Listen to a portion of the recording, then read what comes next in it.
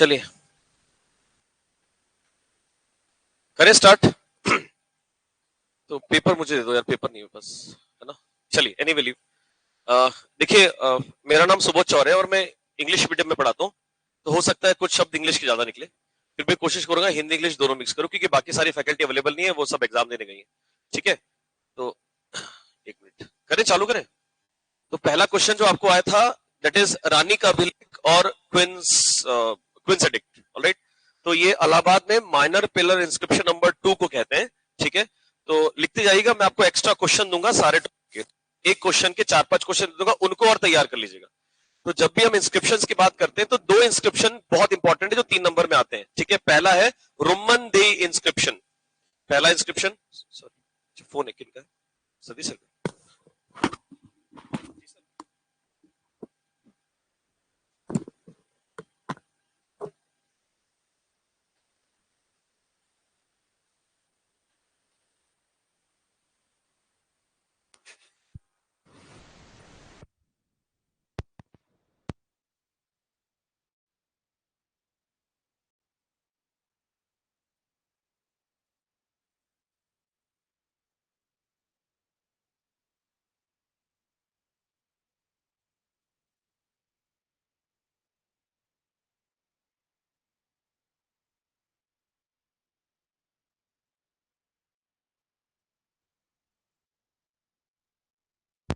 ठीक है, तो वो नेक्स्ट संडे से रहेंगे और प्रोबेबली जो आपका वीकडे में भी होता है पेपर, उसमें भी रहेंगे। तो यही अपडेट था, मुझे फोन इसलिए आया था। चलिए आगे बढ़ते हैं। तो पहला एक तो जैसे ये है आपका क्वींस इंस्क्रिप्शन या क्वींस एडिक्ट कहते हैं इसको इंग्लिश में। ठीक है, और दूसरा रोमन दे पिलर इंस्क्रिप्शन। तो आपको पता होगा कि जब अशोका ने कलिंग वॉर लड़ा था 261-261 बीसी में, उसके बाद उसने धम्म महामात्यास को स्टैब्लिश किए थे 257-257 बीसी में, और पूरे इंडिया में धम्म यात्रा करी थी। तो एक धम्म यात्रा जो है बुद्ध के जन्म के क्षेत्र की तरह थी, जहां पर भाग टैक्स वगैरह कम करता है। ये आपका रोमन दे पिलर एडिक्ट है जो 3 नंबर में आएगा। और दूसरा आपका क्वींस एडिक्ट है, इसमें it is mention about Ashoka's queen. तो ये इलाहाबाद में, अब देखिए यहां मैं लिखते भी जा रहा हूं साथ साथ, ध्यान दीजिएगा। तो ये जैसे आंसर की जो आपको मिलेगी, लेकिन ये आंसर की जो है इसमें ये वॉल्यूम ऐसा गूंजेगा क्या? कोई दिक्कत तो नहीं? आप लोग को ठीक सुनाई दे रहा है कि कम करो वॉल्यूम? ये मुझे बहुत इरिटेटिंग लग रहा है। अभी ठीक है? अभी ठीक है, चलिए अभी बेटर है। तो ये जो है, अब इसमें जैसे ऑप्शंस की बात, कीवर्ड्स देखेंगे तो पहला तो आपका इलाहाबाद या प्रयाग लिखा हुआ। एक इनकी क्वीन कौरवकी का नाम है। अशोक 5 रानी थी, मैक्सिमम किताबों में 4 नाम लिखा होता है, लेकिन 5 रानी थी अशोका की। और उसके बाद इन्होंने जो डोनेशन या दान दिया है उसके बारे में मेंशन है। ठीक है, अब देखिए आपने अशोका के अभिलेख पढ़ोगे या इंस्क्रिप्शन पढ़ोगे तो उनको 3 कैटेगरी में डिवाइड किया गया। ऑलराइट, सबने पढ़ा है। पहला आपका पिलर इंस्क्रिप्शन है, उसके बाद आपका केव वगैरह का इंस्क्रिप्शन है, और आपका पत्थरों वाला रॉक इंस्क्रिप्शन है। इनके भी 2 पार्ट होते हैं, एक होता है मेजर और एक होता है माइनर। इसको हिंदी में क्या कहते हैं? लघु। यस, लघु। तो लघु जो होता है ना, उसमें पर्सनल जानकारी है अशोका की, जो भी लाइफ से रिलेटेड इंफॉर्मेशन है वो सब है, जो अंदर अंदर लगाए गए थे, मेन बाहर नहीं लगाए गए थे। और जो बड़े वाले वृहद शिलालेख, जिसको आप वृहदी कहते हैं, जिसको बड़े जो हम लोग इंग्लिश में कहते हैं मेजर रॉक एडिक्ट, वो बाहर बाहर लगाए गए थे। इसमें 2 इंफॉर्मेशन मिलती है। पहली इंफॉर्मेशन मिलती है अशोका के फॉरेन रिलेशंस, और दूसरा अशोका का एडमिनिस्ट्रेशन। तो ये चीजें थोड़ी थोड़ी छोटी छोटी चीजें जो कहीं ना कहीं जरूरत पड़े तो आप इतना लिख सकते हो। तो आगे बढ़ते हैं। इसमें 2 कीवर्ड्स हैं। तो पहला कीवर्ड प्रयाग का है, दूसरा है कौरवकी के बारे में मेंशन है, डोनेशन दिया हुआ है। और ये जो है ये पिलर इंस्क्रिप्शन है, ये स्तंभ अभिलेख है। ठीक है, और कौन सा है? पिलर माइनर है। तो ये थोड़ा सा आप ध्यान दीजिएगा, ये भी एक कीवर्ड आपके आंसर में आना चाहिए। जब भी आपके आंसर आप लिखो तो आपके आंसर में कम से कम 3 से 4 अलग अलग डायमेंशन के कीवर्ड होने चाहिए, ना कि सिर्फ 3 पॉइंट। अगर कई बार ऐसे लोग बोलते हैं कि भाई 3 पॉइंट लिख दो नंबर मिल जाएंगे, तो 3 पॉइंट 3 डायमेंशन के होंगे तो नंबर मिलने के ज्यादा फायदे होते हैं। ठीक है, तो पहला डायमेंशन क्या है? लोकेशन। तो पहली चीज याद रखिए, हिस्ट्री के पेपर में हमेशा लोकेशन बहुत इंपॉर्टेंट है। 2 चीजें इंपॉर्टेंट है, एक लोकेशन और एक टाइम पीरियड। ठीक है, अब इसमें टाइम पीरियड क्या लिखोगे? तो सिंपल तरीके से आप क्या लिख सकते हैं? 3rd century BC. ठीक, ये कब का है? 3rd सेंचुरी बीसी का। तो एक टाइम पीरियड भी ऐड हो जाएगा। तो एक लोकेशन हो गई, एक टाइम पीरियड। और इंपॉर्टेंस क्यों? बिकॉज ये क्या बताता है? दान या डोनेशन के बारे में बताता है। क्लियर है? कोई डाउट तो नहीं है? ऐसे दूसरा जो आपका है रोमन दे, मैंने आपको बताया, उसमें भी देखोगे तो उसमें भी टाइम पीरियड है। तो उसमें थोड़ा स्पेसिफिक भी लिख सकते हैं, 257 बीसी के आसपास लिखा जा सकता है। और लोकेशन आप लिख दोगे फुटहिल्स ऑफ हिमालयस, नेपाल। और उसके अलावा पर्पस क्या था? तो टैक्सेशन कम किया गया था, टैक्स पॉलिसी रिड्यूस करेगी। चलो आगे बढ़ते हैं। क्लियर है? उसके पहले कुछ और बेसिक चीज आंसर राइटिंग की। आपके पास 3 कैटेगरी ऑफ क्वेश्चन है, आपको पता ही होगा। कितने लोग पहली बार मेंस की टेस्ट सीरीज लगा रहे हैं ये बताइए, फर्स्ट टाइम? ठीक है, आप लोग बहुत ध्यान से सुनिए और आपने थोड़ा बहुत ही आपको ओरिएंटेशन होगा, ज्यादा नहीं होगा। इसके पहले कोई और डिस्कशन क्लास लगी होगी, एक लगी होगी, नहीं लगी, पिछले संडे लगी, मे भी लगी होगी, मुझे नहीं पता उन्होंने क्या बताया, लेकिन मैं कुछ चीजें बता रहा हूं, हो सकता है सेम हो सकता है एक्स्ट्रा। शॉर्ट में बताऊंगा 5-10 मिनट, सुन लीजिए। 3 मार्कर, 5 मार्कर, 11 मार्कर, ठीक है, 3 जो आपके तरीके होंगे लिखने के। 3 मार्कर के अंदर आपकी टाइम लिमिट आप सबको पता है, 1 मिनट मिलेगा आपको, सिर्फ मात्र 1 मिनट। 5 मार्कर आपको 3 मिनट मिलेगा और 11 मार्कर आपको मैक्सिमम 9 मिनट मिलेगा। 9 मिनट के अंदर आपको पेपर करना है, ठीक। तो कितने लोगों का पेपर छूट गया आज? छूट गया? क्यों छूटा? क्यों छूट गया बताइए? Speed slow. देखो पेपर क्यों छूटता है, उसके 2-3 कारण होते हैं। पहला है आपकी लिखने की स्पीड स्लो है, ठीक। कितने लोगों की स्पीड स्लो है? पेन ऊपर पकड़िए, थोड़ा लाइट पकड़िए, कैप निकाल दो, ठीक। और जो भी अगले 6 दिन प्रैक्टिस करोगे उसमें पेन ऊपर पकड़ के, नीचे पकड़ोगे तो स्पीड बढ़ेगी, स्पीड स्लो जाएगी, ऊपर पकड़ेंगे तो स्पीड बढ़ने वाली है, लाइट पकड़ोगे तो स्पीड बढ़ेगी, और 3 उंगली में पेन पकड़ के बस अभी प्रैक्टिस करोगे ना, रोज रोज आपको प्रैक्टिस करनी है। कितनी प्रैक्टिस करनी है? 18 मिनट का टाइमर लगाना है, 18 मिनट, ठीक। ये चूर्ण अभी आप सुबह ही लीजिए, बाकी टाइम फिर सुबह दोपहर शाम 3 बार 18 मिनट का चूर्ण लेना आपको, इससे आपकी स्पीड बढ़ेगी। 18 मिनट में 3 3 मार्कर, 2 5 मार्कर और 1 11 मार्कर। खुद नहीं ढूंढ लेना, बोले ये मैं करने वाली हूँ, किसी दोस्त से बोलना कि भाई इस टॉपिक का निकाल के दे दो, और 18 मिनट का टाइमर लगाओ एकदम जेन्युइनली, और स्पीड से लिखो आंसर, सिर्फ 18 मिनट। अभी 1 घंटे नहीं हो पाएंगे, 30 हो जाएंगे घंटे। ये आपको करना है, तो कल से करिए रोज। और कितने बजे करना है? सुबह 10 बजे। सुबह 10 बज गए, जब भी आप ऑफिस, लाइब्रेरी, जहां भी बैठे हैं, हॉस्टल में या रूम में, तो आप 18 मिनट का टाइमर लगाइए। क्वेश्चन दोस्त से बुलाइए, भाई भेज दे, देखना नहीं, चेक नहीं करना, तुरंत ही निकालना और तुरंत लिखना चालू कर देना। और अगर मान लो पेपर नहीं कंप्लीट हुआ तो एक लाइन खींच दो, ठीक, और उसके बाद फिर कंप्लीट करो, लेकिन कंप्लीट तो करो। और देखो कि कितना समय लग रहा है। मान लो 2 मिनट एक्स्ट्रा लग रहा है, कितना लग रहा है? मिनट, मतलब 1.5 घंटे के पेपर में अगर आपको 1 यूनिट में 2 मिनट एक्स्ट्रा लग रहा है, यानी 1.5 घंटे पेपर में आपको 10 मिनट एक्स्ट्रा लग रहे हैं। समझ में आ गया आपको? और 10 मिनट गए मतलब 15 नंबर के आसपास आपका पेपर छूटेगा। यही तरीका होता है। अब इसको बढ़ाएंगे कैसे? तो पहला क्या है? पेन पकड़ने की विधि। पेन थोड़ा सा ऊपर पकड़िए और हल्का पकड़िए, लाइट पकड़िए। अब पेन कौन सा यूज करना है, ये सबका अलग अलग होता है। डार्क है तो लाइट पेन यूज करो, लाइट हैंड राइटिंग है तो डार्क पेन यूज करो, ठीक है। बहुत सारे पेन आते हैं, पेपर सॉफ्ट अच्छा पेन है, ठीक है मैडम दिखाइए, सॉरी, बट ये पेन यूज नहीं करना है, ठीक है। क्यों नहीं करना है? क्योंकि ये पेन लीक करता है बहुत। आपने ऑब्जर्व किया है? ये यहां तक ठीक चलेगा, उसके बाद ये रोने लगेगा, बोले बस मुझे त्याग दो, ठीक। आपके कोई काम का पेन नहीं है। पेपर सॉफ्ट अच्छा है, बटरफ्लो अच्छा है जी। हर्षल ने पायलट पेन से लिखा था, ठीक है, लेकिन पिछले साल का जो पेपर है उसकी क्वालिटी के हिसाब से पायलट पेन पीछे तक छप जाता, इसलिए मैं अपनी तरफ से रिकमेंडेशन नहीं करूंगा। समझ में आ गया आपको? तो पायलट पेन में रिकमेंड नहीं करता। और आपका जो V5 V7 करके पेन आते हैं 40-50 रुपए के, ये वही है शायद, कौन सा है? V5 है ना? तो V5 मतलब वो पेन का साइज होता है, 5 और 7 मोटा और पतला चलता है, इससे आप लिख सकते हैं। लेकिन वहां अगर मान लो जब पेपर दूसरा आ गया पतला, आप इससे लिख रहे हो, पीछे छप जाएगा तो दिक्कत है। तो ये जेल पेन से तो लिखना ही नहीं है, बॉल पेन से लिखना है। तो पेन मुझे जैसे ठीक लगता है, 7 रुपए का, 6 रुपए का 045 रेनॉल्ड्स सबसे बढ़िया पेन होता है। जैसे आपने बटरफ्लो पकड़ा हुआ है, ये भी पेन अच्छा है, इसमें भी 3 आते हैं। तो अगले 2 महीने आपको पेन पे भी थोड़ी रिसर्च करनी, ठीक है। हर पेपर अलग अलग पेन से लेके देखो, 2-4 पेन लेके आओ और ट्राई करो, तो एक ना एक पेन तो जम ही जाएगा। तो बस यही बात है, ठीक। तो पेन की कमी थोड़ी है। रोडिटो कंपनी के बहुत अच्छे अच्छे पेन आते हैं, वो भी बढ़िया पेन आजकल लॉन्च कर दिए, तो बढ़िया है ना। वो एक हॉजर कंपनी का OX करके पेन आता है आजकल, XOX, वो अच्छा चलता है थोड़ा सा, फिर लीक करने लगेगा। तो अगर लीक करने वाले पेन से क्यों बचना है? क्योंकि कॉपी में ऐसे दाग नहीं दिखना चाहिए। हाथ पैर से ऐसा लग गया, कुछ लग गया हाथ से, तो फिर वो स्कैन होगी तो वो क्लियर नहीं दिखेगा। और सफाई, स्वच्छ भारत अभियान 7 बार पहुंच गया इंदौर, आपकी कॉपी में भी आपको सफाई दिखनी चाहिए, ठीक है। चलो आगे बढ़े। तो ये आपको रोज करना है। 3 मार्कर 1 मिनट में लिखना है, इसको 3 लाइन में लिखना है, मार्जिन के बाहर नहीं जाना चाहिए, ठीक है। इसमें जितना हो सके मैप बनाइए, पूरे ग्रामर तो एकदम कम कर दो, व्याकरण कम कर दो, जितना कम शब्दों में लिखो उतना अच्छा, ठीक है। टॉपर्स की कॉपी सिर्फ रेफरेंस के लिए लेनी है, उनको पूरी तरीके से डुप्लीकेट नहीं करना चाहिए। रीजन बीइंग, क्योंकि सबका अलग होता है, आपका तरीका अलग है। आपको जिस तरीके में आप कंफर्टेबल हो, पूरा चेंज कर दोगे तो फिर आपके थॉट्स ही नहीं आ पाएंगे वैसे। तो सबका तरीका अलग होता है। बस एक और चीज, सारे आंसर एक जैसे नहीं होने चाहिए। 3 मार्क होता है ना, बहुत बच्चे ऐसे लिखते हैं, सारे आंसर ऐसे लिख देते हैं, ठीक। सब में एरो बना देते हैं, सब में एरो चल रहा है, कुछ में बड़ी बड़ी बिंदी, किसमें छोटी छोटी बिंदी, ठीक, मतलब अलग अलग है। तो ऐसा नहीं करना है कि सब में एक जैसे ही बनाना, अलग अलग होना चाहिए। कुछ पैराग्राफ में लिखो, तो एक पेज के अंदर अगर 5 आंसर का स्पेस है तो एक आपने पैराग्राफ में लिख दिया। एक आपने पॉइंट वाइज लिख दिया, एक आपने नंबर डाल के लिख दिया। नंबर कहाँ डालना है? जहां लिखा है कि 3 पॉइंट बताइए तो 3 पॉइंट बताइए, चैलेंज पूछा है तो चैलेंज बताइए, कारण पूछा है तो कॉजेस पूछा है तो कॉजेस बताइए, जहां डायरेक्टली पूछा डायरेक्टली बताइए। ठीक है, जैसे आपसे पूछेंगे आज ठंड के बढ़ने के क्या कारण है, तो आप बोलोगे 3 कारण है, वैसे ही आंसर में 3 कारण है। तो ये कारण हो गया, निवारण हो गया, इन सब में आपको डालना चाहिए, सब जगह नहीं डालना चाहिए। समझ में आ गया? तीसरी चीज अंडरलाइन करना है। कितना अंडरलाइन करना है? एक 3 मार्कर में सिर्फ और सिर्फ 2 या 3 कीवर्ड को अंडरलाइन करिए। ठीक है, किसको अंडरलाइन नहीं करना है? जैसे ये एक लाइन लिखिए, जैसे आपकी ये वाली लाइन है, तो पहला शब्द अंडरलाइन करने की आवश्यकता नहीं है, आखिरी शब्द अंडरलाइन करने की आवश्यकता नहीं है। क्यों? क्योंकि वो वैसे ही दिख जाएगा।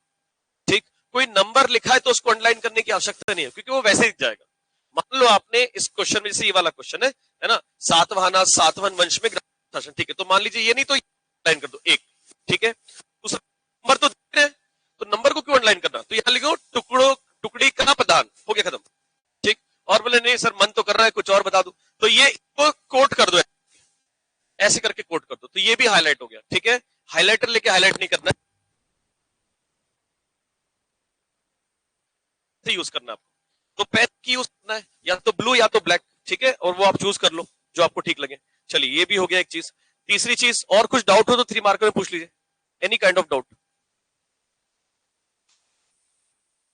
All good, done. ठीक है, चलो, तो उसके बाद जो 5 मार्कर है, ये 5 मार्कर कितनी लाइन का है बताइए? कृपा एमपीपीएससी की तो 9 लाइन भी दे सकते हैं ना, उनकी कृपा पे सब कुछ डिपेंड है, उनकी मर्जी। हो सकता है किसी में 8 दे दे, किसी में 9 दे दे, आपकी तैयारी 8 की होनी चाहिए। ठीक, कोई भी आंसर फ्रेम करने के 3 पार्ट होते हैं। पहला होता है आपका प्रस्तावना, इंट्रोडक्शन, फिर होता है बॉडी, और होता है कंक्लूजन। ठीक है, सारे 5 मार्कर में तीनों चीजें नहीं आ पाएगी। कुछ में इंट्रोडक्शन आएगा और 6 लाइन ही आ जाएंगे, कुछ में पूरी 8 लाइन, यही पूरी कवर लाइन से लिख दोगे, कुछ में ऊपर भी लिखोगे नीचे भी लिखोगे, बीच में बॉडी भी रहेगी। तो अपने हिसाब से एडजस्ट करना है आंसर को, जो आंसर की जो नीड है उस पर करेंगे। जैसे आपको बता दूंगा अभी आंसर में से किसमें किया जा सकता है। ठीक है, तो आपको थोड़ा आइडिया हो जाएगा, लिख लिख के आइडिया हो जाएगा। तो 5 मार्कर में भी आपको 3-4 कीवर्ड्स को ही हाईलाइट करना है, सारे नहीं। 3 से 4 कीवर्ड्स हैं, वो आपके हाईलाइट होने चाहिए 5 मार्कर के अंदर, ये भी इंपॉर्टेंट है। सारे कीवर्ड आप हाईलाइट नहीं कर सकते। ठीक है, क्लियर है? इसमें प्रेजेंटेशन बना सकते हो, तो बहुत लोग ऐसे अर्ध चंद्राकार बनाते हैं ये वाला। ठीक है, तो याद रखिए जब भी ये बनाओ तो ये कॉपी है, यहां पर आपने 2 लाइन यहां लिखी, 2 लाइन यहां लिखी इंट्रोडक्शन कंक्लूजन, या 1 लाइन लिखी, पूरा आधा स्पेस ऐसे मत ले लेना यहां पर। ठीक, यहां लिख दिया कारण, कई लोग लिखते हैं ऐसे कारण लिखते हैं, और यहां लिखते हैं निवारण, तो इतना सारा स्पेस क्यों वेस्ट कर रहे हो? तो स्पेस मैनेजमेंट ही है बस, और कुछ नहीं है। ठीक है, अगर आपने पुराने वीडियो सेशंस देखेंगे तो प्रिया मैम के वीडियो सेशन देखिएगा, उन्होंने बोला है कि बहुत फ्रीली आंसर लिखना चाहिए, अपना तरीका फाइंड आउट करो अपने फ्री, और स्पेस मैनेजमेंट है।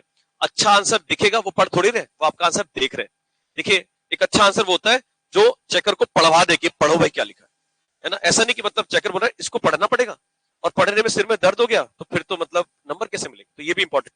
तो आपको ये वाली जो है, इसको अगर छोटा बनाए तो ज्यादा बेहतर है, एक थोड़ा सा स्पेस में। इसके अलावा प्रेजेंटेशन नीड है वैसा होंगे, लेकिन हर प्रेजेंटेशन का मतलब होता है, आने वाली क्लासेस में मैं वो भी बता दूंगा आपको कि क्या क्या मतलब। चलिए, 5 मार्कर में कोई डाउट है तो बताइए, एनीथिंग, कुछ भी पूछ। सॉरी, वो डिपेंड करता है कि कितना आपको आता है इस क्वेश्चन के बारे में। अगर कम आता है तो प्रॉपर इंट्रोडक्शन भी डालेंगे और कंक्लूजन डालेंगे, क्योंकि अंदर तो है ही नहीं कुछ लिखने के लिए। तो बढ़िया सा इंट्रोडक्शन, बढ़िया सा कंक्लूजन, और बहुत सारे पॉइंट आते हैं, मान लीजिए 16 पॉइंट आते हैं किसी पॉइंट के। महाजनपद पूछ लिया, 16 रटे अपने प्री में, तभी प्री निकला आपका। ठीक, तो बोले अब तो पूरे 16 लिखने हैं। तो 2 तरीके होते हैं महाजनपद के, या तो महाजनपद के प्रकार लिखो, समय लिखो, सोर्स लिखो, कि अंगुत्तर निकाय में लिखा हुआ है, भगवती सूत्र में लिखा हुआ है 16 महाजनपद है, 2 कैटेगरी है, कुछ के एग्जाम्पल लिखो, या तो 1 2 3 4 5 6 7 8 और 16 ऐसे नंबर डाल के 16 के 16 विद कैपिटल लिख दो, ऐसे भी हो जाएगा। जी, आप कुछ पूछ रहे थे? क्वेश्चन पूछ लो, आप मैं बता दूंगा आंसर। जैसे जैसे जैसे मुगल्स के डिक्लाइन के क्या कारण थे, या क्यों उनकी सत्ता खत्म हुई? कंक्लूजन कोई एक छोड़ो ना, आपके ऊपर है, या तो इंट्रोडक्शन लिखो। ठीक है, डायरेक्ट फ्लो चार्ट कब बनाना है? जब आखिरी में 2 मिनट का समय है और एक 5 मार्कर बचा है, तब फट फ्लो चार्ट बना के खत्म 1 मिनट। तो आपके पास समय है तो अच्छे से बनाइए। फ्लो चार्ट बना सकते हो, लेकिन फ्लो चार्ट को कहां ज्यादा यूज करना है? 11 नंबर पे, क्योंकि कॉपी हो गई कंप्रेस, शब्द है कम।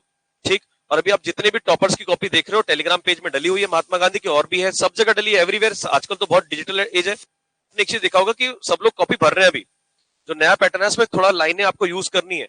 पहले क्या करते थे, कोई लिमिट ही नहीं थी 19 के पहले, तो वो लिखते जा रहे हैं 6-6 लाइन के 3 मार्कर चल रहे हैं। अब तो 3 लाइन है, तो उसमें आपको पूरा स्पेस को यूज करो प्रॉपर। तो उसमें अगर फ्लो चार्ट बना दोगे तो अच्छा लगेगा, लेकिन कई बार ऐसा होता है फ्लो चार्ट में चीजें कम लिखते हैं, हम सिर्फ एक कीवर्ड लिख दिया आपने, ठीक है, तो वो भी इसमें नंबर कम मिल सकते हैं। ठीक है, चलिए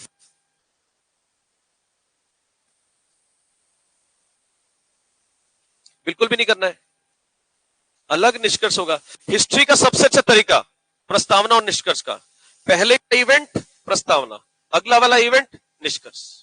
ठीक, पूछा है कि मुगल साम्राज्य के बारे में बताइए, मगध साम्राज्य के बारे में बताइए, तो हम क्या स्टार्ट करेंगे, इंडस वैली के बारे में इंट्रोडक्शन, और इधर इंडो ग्रीक और कनिष्क कुशाना के बारे में कंक्लूजन। ये हो गया, यही तरीका सबसे सरल है, दिमाग लगाने की जरूरत ही नहीं है। तो इससे क्या होगा, आप बहुत रेडीमेड रहोगे। और पेपर छूटने का दूसरा कारण कि हम वहां बैठ के सोचते हैं कि इसमें लिखेगा, अगर आप सोचोगे 1 मिनट सोचे 3 नंबर गया, एक और 3 नंबर चला गया, इसीलिए तो आप अभी आपको करना क्या, अगले 2 महीने में आप 3 मार्कर अच्छे से तैयार करिए, सॉलिड 3 मार्कर। अगर आप एवरेज से अच्छे रहेंगे, आपके 45 नंबर का 3 मार्कर है 150 में से, आपका गोल होना चाहिए 35 प्लस लेके आना है। क्या आना है, 35 प्लस, ये आपका गोल होना चाहिए। हर पेपर में अगर 45 में से 35 को आपने टच कर लिया और बाकी पूरा पेपर अटेम्प्ट है, आप इंटरव्यू तक पहुंच जाओगे और सिलेक्शन मिल जाओगे। 3 मार्कर ही आपको इस दिलाने वाले, क्यों, क्योंकि 3 मार्कर पढ़ते हैं, बाकी तो सिर्फ देखते हैं। आप सोचो कहां 60 साल के लोग हैं और कंप्यूटर के सामने बैठ के वहां बैठ के प्लस माइनस करते रहेंगे, दिमाग ही काम नहीं करेगा। आप समझ रहे हो, आपके साथ भी ऐसे ही है। आपको कोई बोलेगा कि भाई मोबाइल मत चलाओ, ये सब चलाओ, आपका भी मन नहीं करेगा, क्योंकि जनरेशन गैप तो है, तो उनका भी जनरेशन गैप है। आप समझिए उनकी, क्योंकि वो 3 मार्कर पढ़ेंगे, क्योंकि छोटा है, पढ़ा जा सकता है। ठीक है, और हिंदी मीडियम के लिए, खासकर इंग्लिश मीडियम के लिए भी, कि जब भी एक कोई पैराग्राफ में आंसर लिखे, चाहे निबंध में लिखे, तो कम से कम 3 पैराग्राफ एक पेज में दिखना चाहिए, 2 पैराग्राफ नहीं दिखना चाहिए। 2 पैराग्राफ एक पेज में 22-24 लाइन होती है, आप 11-10-11 लाइन का एक पैराग्राफ लिख रहे हैं, तो वो पढ़ने वाला भी बोर हो जाता है, और यहां से वो पढ़ना चालू करता है, तो यहां तक वो आखिरी तक वो कई बार ऐसा होता है कि ये वाली बात मिस हो जाती है। तो 3 पैराग्राफ बहुत अच्छा दिखता है। तो 5 पेज का आपका आंसर है, निबंध की बात कर रहा हूं मैं, तो उसमें से पहला पेज का लगभग 3/4 आधा आपका इंट्रोडक्शन है, और इधर आपका 3/4 कंक्लूजन है, और बीच के जो 3 पेज है वो आपकी मेन बॉडी है। तो इसमें आपको हमेशा ध्यान रखिए कि एक पेज में कम से कम 3 पैराग्राफ तो आपको बनने चाहिए, अगर पैराग्राफ वाइज लिख रहे हो तो। ठीक है, मिनिमम है ये। चलो आगे बढ़े, तो 5 में और कुछ पूछ रहे थे, जल्दी बताइए, फिर आगे बढ़ते हैं जी। बिल्कुल करना है, छोटे छोटे मैप बनाने, छोटे छोटे से मैप बनाने। ठीक है, जैसे फॉर एग्जांपल आपसे पूछ लिया कि मगध के जाने के बाद साउथ इंडिया का क्या, या साउथ इंडिया के what is the status of southern India after declining of, क्या है ये अपने अशोका, जो भी है, इनके बाद, तो चेरा चोला पांड्या बताना है। तो छोटा सा मैप बनाओ ना, हर चीज का छोटा छोटा मैप बनाओ, और छोटे मैप, ये छोटा सा मैप बना दिया आपने, ये वाला हो गया छोटा मैप। अगर आपको ऊपर का कुछ पूछा एरिया, तो छोटा सा मैप बना दिया। ठीक है, तो ये सब चीजें आपको मैप की प्रैक्टिस तो अभी से करनी पड़ेगी, बिना प्रैक्टिस के नहीं होगा। छोटा छोटा मैप बनाओ, पूरे मैप बनाने की आवश्यकता है ही नहीं, हर एरिया वाइज। और मैप कैसे बनाना चाहिए, ये जो आपकी कॉपी है, ठीक, यहां पर इतना सा स्पेस मैप के लिए बचा के रखना चाहिए, खासकर ज्योग्राफी में भी, हिस्ट्री में भी मैप बनाना चाहिए। ठीक है, हिस्ट्री में जैसे आगे आपका कि अलाउद्दीन खिलजी की डेक्कन डेक्कन एक्सपीडिशन या दक्षिण भारत में कैसे प्रसार हुआ था, तो एक मैप बना के बना सकते हो। एरो बना दो, एरो में ईयर लिख दो। एक बढ़िया सा क्वेश्चन है, अभी अभी आपने देखा आंसर राइटिंग क्लास चल रही है महात्मा गांधी की, तो अभी कल ही हिस्ट्री की खत्म हुई है, हिस्ट्री, और मैंने ही ली थी हिस्ट्री की, 9-10 दिन की आंसर राइटिंग क्लास थी। तो उसमें क्वेश्चन मैंने बच्चों को दिया था, लिखो क्वेश्चन, आप लिख लेना घर पे जाके, इसमें लिखिए, इंग्लिश में बोल रहा हूं फिर हिंदी बोलूंगा। ठीक है, अकबर्स एक्सपीडिशन इन Madhya Pradesh, sorry, Mughals expedition इन मध्य प्रदेश। मध्य प्रदेश में मुगलों का एक्सपीडिशन को क्या बोलते हैं भाई, है ना, विस्तार बताइए। ठीक है, विस्तार बताइए। चलिए, तो अब क्या है, अब मध्य प्रदेश में कैसा विस्तार रहा, ठीक है, क्या क्या आक्रमण किए उन्होंने, ठीक है, ये सब आप बना सकते हो। 5 नंबर का क्वेश्चन है, तो क्या क्या किए याद है आपको, 1528 चंदेरी बाबर, ठीक है, उसको ना हुमायूं हुमायूं तो छोड़ दो, शेरशाह सूरी लिखना हो तो लिखो, नहीं लिखा मत लिखो, सीधे अकबर में आ जाओ। 1561, 1562, 1563, 1564, 1569, बीच में 1577 सादिक खान भी आ गया था, उसके बाद 1597 बांधवगढ़ का फोर्ट भी डिस्ट्रॉय कर दिया उन्होंने, और 1600 में आसरगढ़। तो ये टाइमलाइन हो गई, 8 पॉइंट हो गए, सिर्फ इतना लिखना है, 8 ईयर डैश करके अकबर का कमांडर और किसको हराया, और ब्रैकेट में लोकेशन। 3 तो मिलेंगे ही, मिल सकते हैं अगर इतना लिख दोगे।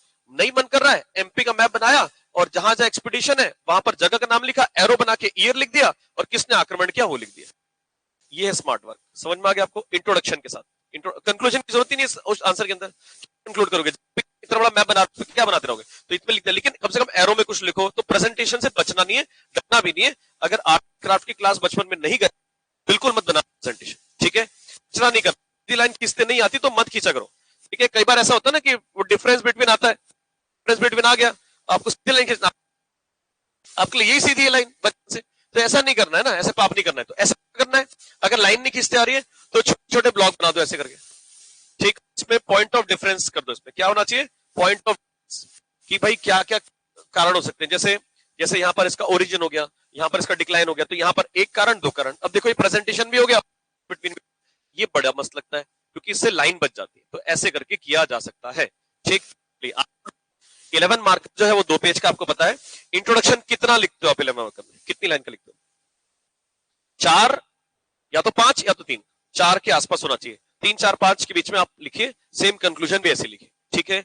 गवर्नमेंट के करंट के डेटा को भी जोड़ा जा सकता है, इवन हिस्ट्री में भी, लेकिन इसके लिए जबरदस्ती कुछ पढ़ने की आवश्यकता नहीं, अगर हो तो जोड़ो, नहीं तो मत जोड़ो, ठीक है। नमस्कार। और तरीका वही है, प्रीवियस और ये, ठीक है। और 11 मार्कर में जब भी इंट्रोडक्शन लिखेंगे उसके बाद प्रेजेंटेशन बनाओ, सारे डायमेंशन तोड़ो और हर एक डायमेंशन को समझाओ ऐसे करके, और लास्ट में कंक्लूड कर दो। ग्रामर को कम करो, पहले 3 मार्कर करना है, उसके बाद 11 करना है, उसके बाद 5 करना है, तब जाके पेपर अटेम्प्ट होगा, नहीं तो छूट जाता है। कैसे छूट जाता है, क्योंकि लास्ट के 5 मिनट बचेंगे और अगर एक 11 मार्कर है तो वो लिखना मुश्किल है, लेकिन लास्ट के 5 मिनट बचे हैं और 5 मार्कर भी बच गए, तीनों लिख जाओगे नहीं, तो कम से कम 1.5 2 2 नंबर तो मिला जी।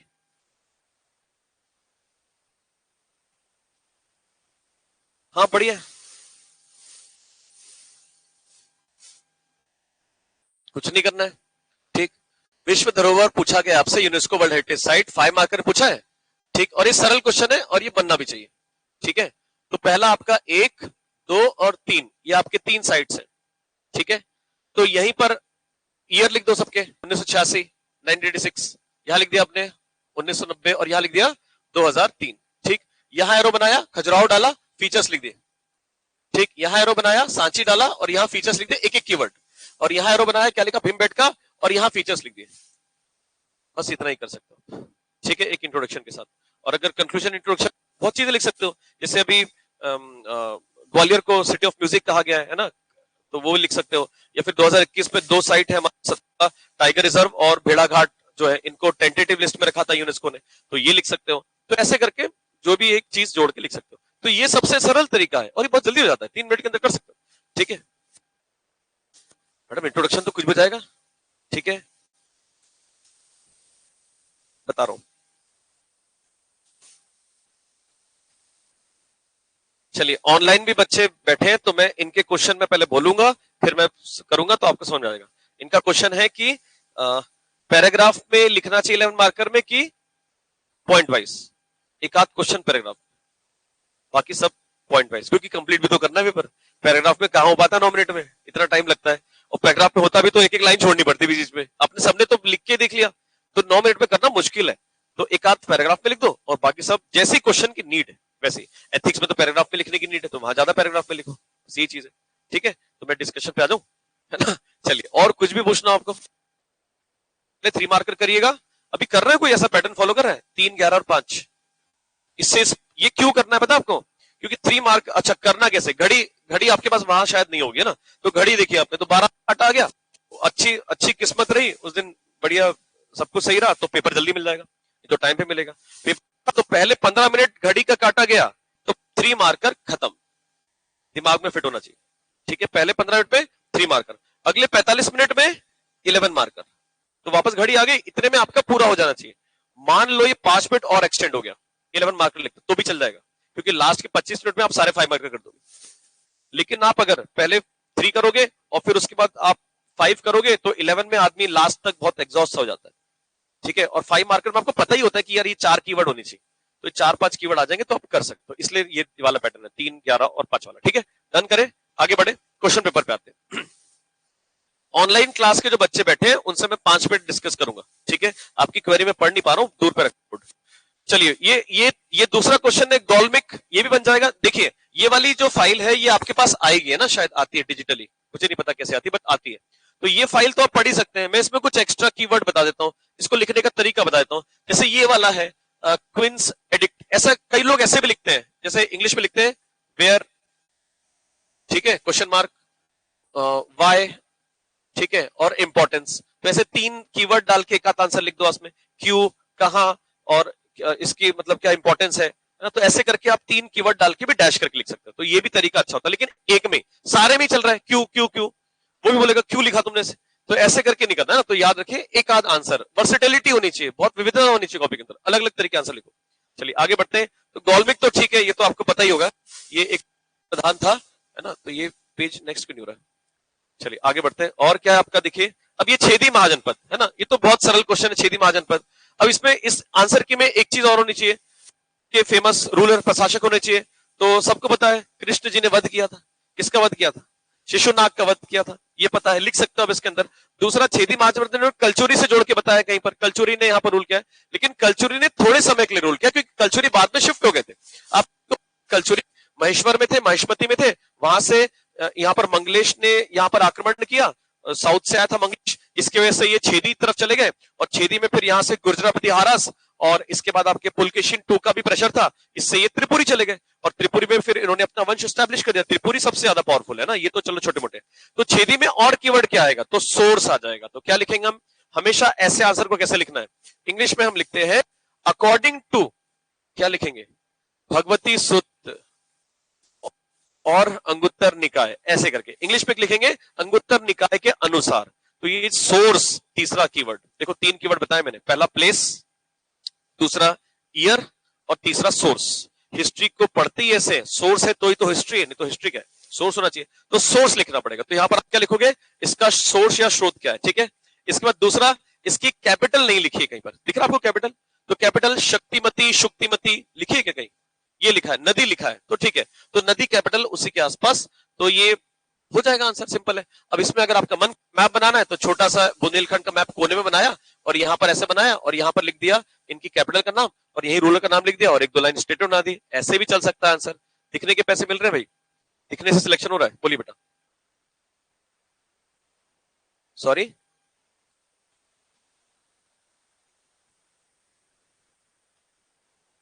अच्छा आपको पॉइंट नहीं आता है क्या, मन से फेंकना है, हाँ तो फेंकना है, लेकिन फेंकना वही है जो उससे कंटेक्स्ट रिलेटेड हो। पहले ही पेज में बोल रहे हो, बड़ा ही कठिन प्रश्न है ना इसका, लेकिन जवाब सरल है, समझ गया मैं। मतलब ये पूछ रहे हैं कि अगर आपने गलत लिख दिया शुरू में ही, है ना, तो क्या पिछले पेपर में इंपैक्ट होगा, तो बिल्कुल होगा, ठीक। तो छेदी नहीं पता है तो लिखो ना, अवंती के साथ साथ छेदी भी एक महाजनपद था।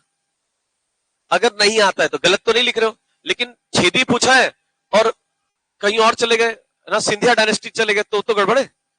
तो आसपास तो लिख सकते हैं। तीसरा पॉइंट लिखना है, लेकिन अच्छा प्रायोरिटी भूल गया बताना, प्रायोरिटी बहुत इंपॉर्टेंट है। जैसे 5 पॉइंट है तो सबसे प्रमुख पॉइंट सबसे पहले, उसके बाद सेकंड नंबर, फिर थर्ड नंबर, ये बहुत इंपॉर्टेंट है, ठीक है, हर जगह ध्यान दो।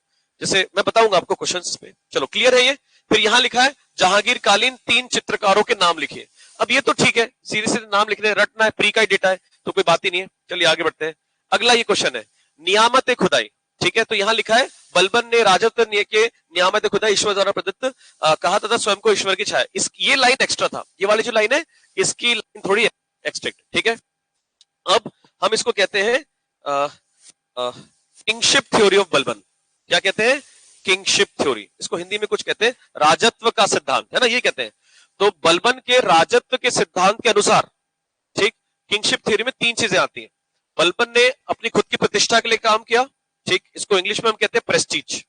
तो राजत्व सिद्धांत के अनुसार अपनी प्रतिष्ठा बढ़ाने के लिए बलबन ने नियामत खुदाई या ईश्वर के द्वारा प्रदत्त अपनी ये लिखा तो है राजत्व धारणा को लेके आए, उपाधि को लेके आए, धारणा को लेके आए। तो ये ऐसा किया जा सकता है। तो इसमें एक छोटा सा कीवर्ड आ जाएगा बलबन में, ध्यान दीजिए 3 चीजें बलबन, एक तो आपने सुना होगा लौह रक्त का सिद्धांत बलबन का, जो मेवाती जो राजपूत थे उनको सप्रेस करने के लिए उन्होंने आतंक मचा रखा था, दिल्ली से लेकर पूरा गंगा यमुना दोआब क्षेत्र तक।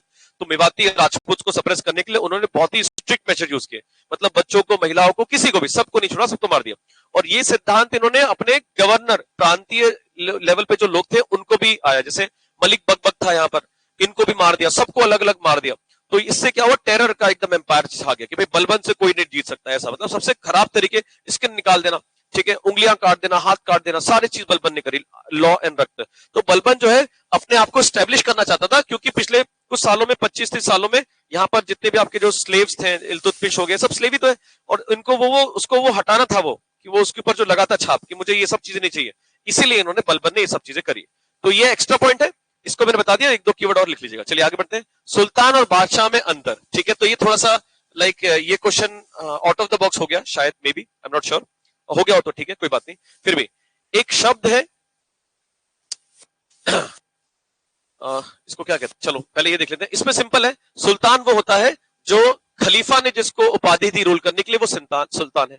और जिसको भगवान से जो रूल करने आया है, जैसे अकबर ने बोला है, तो वो क्या है आपका बादशाह। ऐसे शब्दों का प्रयोग करते थे, ठीक है। तो इसके लिए मंसूर नामा मिलता था। क्या मिलता था? मंसूर। सुना आपने मंसूर?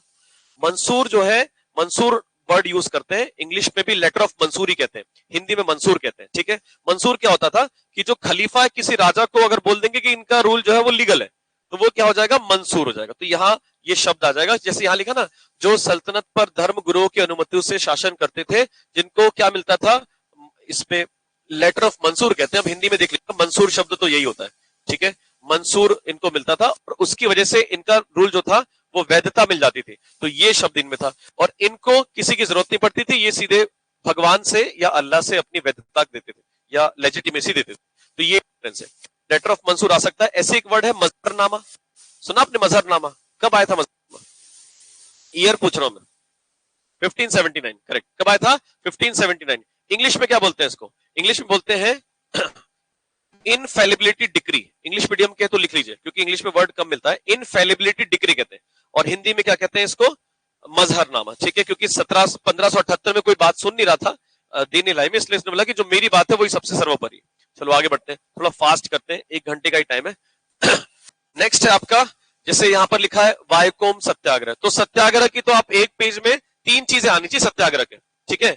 पहला तो लीडर का नाम आना चाहिए, कौन से टाइम पीरियड पे और कहां हुआ है, और तीसरा क्या कारण था।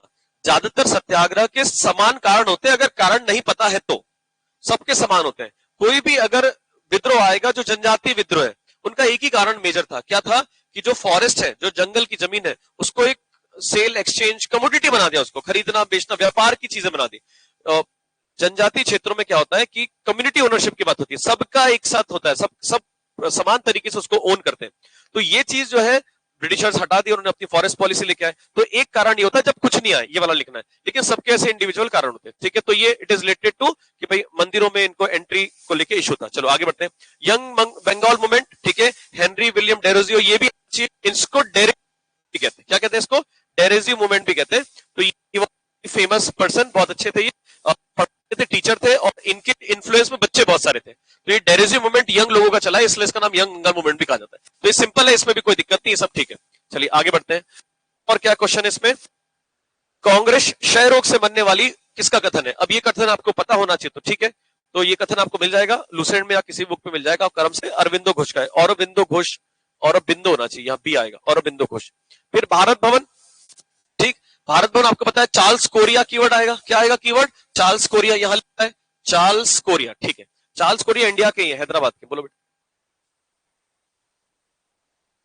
एक मिनट, नहीं समझ में आया, बस नाम आ जाएगा, बस। ये समय बचाने वाले क्वेश्चन।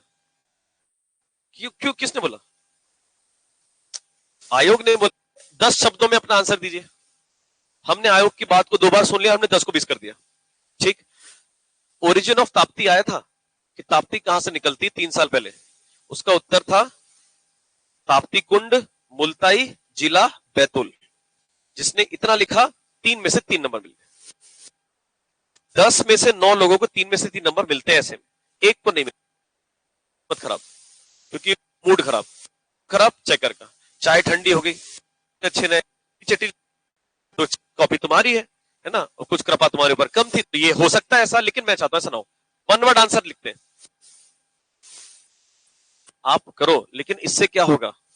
समय बचेगा, ताकि दूसरे क्वेश्चंस बैलेंस होके। हर पेपर में ऐसे क्वेश्चन होते हैं, और वो जानबूझ के भी डाले जाते हैं, प्री वाले क्वेश्चन, ताकि आपका समय बचे, पेपर तो कंप्लीट हो। वो भी तो सिलेक्शन करवाना चाहते हैं, वो भी तो चाहते हैं नए लोग सिलेक्ट लो, वो थोड़ी चाहते किसी का सिलेक्शन ऐसा पेपर बनाया कि एक भी पास नहीं हो पाए, किसी का 40% भी नहीं आ रहे, ऐसा थोड़ी बनाएंगे, वो तो कम से कम करना चाहते हैं आपके पास। तो भारत भवन में क्या आ गया, इसके 6 अंग है, ये पता होना चाहिए आपको, ठीक है। तो इसमें लिखा नहीं है, ये लिख दिया, लेकिन 6 अंग है वो नहीं लिखा है, तो एक दो के नाम लिख दो, ठीक है। वास्तुकार चार्ल्स कोरिया लिखा है, चार्ल्स कोरिया 3 मार्कर में आता है, तो चार्ल्स कोरिया कहाँ के थे, हैदराबाद के थे, ठीक है।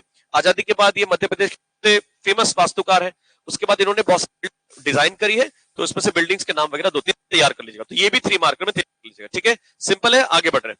अगला क्वेश्चन है आपका, 3 आदिवासी स्वतंत्रता संग्रामी। अब इसमें सिर्फ इतना लिख के नहीं छोड़ना है, इसमें डैश करके इनकी उपलब्धि भी लिखिए कम से कम, तब मिलेंगे नंबर बोले। तो पहला है भीमा नायक, ठीक है, इनको नाड़ का वो रॉबिनहुड कहते हैं, ठीक है। उसके बाद दूसरा है Tantia Bhil, Robin Hood of India कहते हैं। अब दोनों एक जैसे नहीं हो जाएंगे, Robin Hood of Nimar, Robin Hood of India, तो थोड़ा अलग अलग लिखो। इसके बाद इधर क्या लिखा, रानी दुर्गावती, तो रानी दुर्गावती जी 24 जून 1564 है ना, इन्होंने शी गॉट मार्टेड में इनकी इनकी डेथ हुई थी, तो इनके जन्म दिवस को हम बलिदान दिवस मनाते हैं। 2 बलिदान दिवस है हमारे पास, कौन से, एक 4 दिसंबर 1889, नहीं नहीं नहीं नहीं, एक मिनट, दुर्गावती पूछा है ना, हाँ, अरे वाह वाह वाह वाह, थैंक यू सो मच, धन्यवाद, गलत, ठीक, क्या करना चाहिए, अवंती कर दे, रानी अवंती बाई कर दे, या शंकर शाह रघुनाथ शाह कर दे, लेकिन जो भी लिखे तो एक स्टेटमेंट लिखे, ठीक है। तो स्टेटमेंट क्या होना चाहिए, जैसे भीमा नायक पे चलो आपने लिख दिया रॉबिनहुड ऑफ निमाड़ लिख दिया, या निमाड़ के रॉबिनहुड, ठीक है।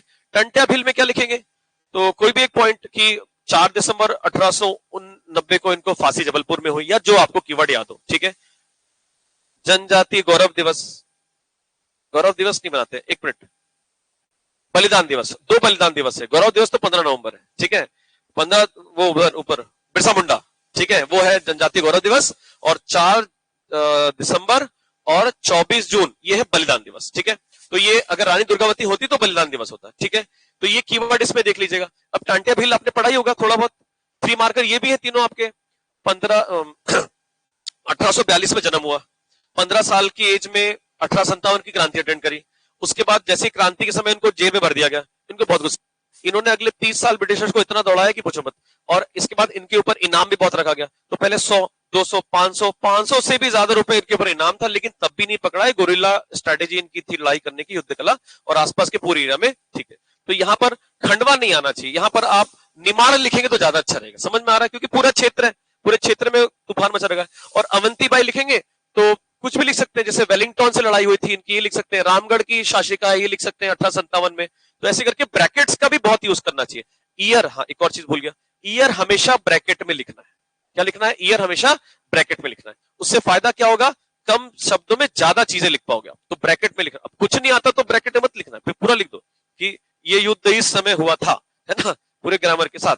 चलिए, ढेमराई ढीमर ट्राइब करती है, ठीक है, बुंदेलखंड की ट्राइब है, और वगैरह पकड़ने वाली ट्राइब करती है। इसमें मृदंग काफी ज्यादा यूज होता है, और खुशी के मौके पे, ज्यादातर विवाह के मौके पे किया जाता है। तो सरल क्वेश्चन है, सीधे सीधे एमपी का कोई क्वेश्चन आ गया, नृत्य है या फिर कुछ और है, सॉन्ग वगैरह है, तो इसमें आपको 6 एमपी में सांस्कृतिक विभाजन है, एमपी का जो कल्चरल डिवीजन है वो 6 है, ठीक है। कौन से हैं, चंबल है, मालवा है, निमाड़ है, महाकौशल है, बुंदेलखंड बघेलखंड है। लेकिन हम महाकौशल और चंबल को नहीं पढ़ते, क्यों नहीं पढ़ते, क्योंकि चंबल इधर राजस्थान, इधर बुंदेलखंड, और महाकौशल नीचे महाराष्ट्र और ऊपर बुंदेलखंड, तो 4 ही पढ़ते हैं। तो चारों में से जहां वो मैच करे, पहला एक नाम आ गया, कौन सा समय या ओकेजन है ये नाम आ गया। कोई अगर इसके फेमस पर्सनैलिटी मिल गए तो वो भी नाम है, सबके तो नहीं मिलते लेकिन कुछ कुछ के मिलते हैं, तो उसकी एक लिस्ट बना लो एक पेज में, सबकी क्या क्या पर्सनैलिटी है, हो गया आपका, वो पर्सनैलिटी वालों से 1 नंबर मिल जाएगा।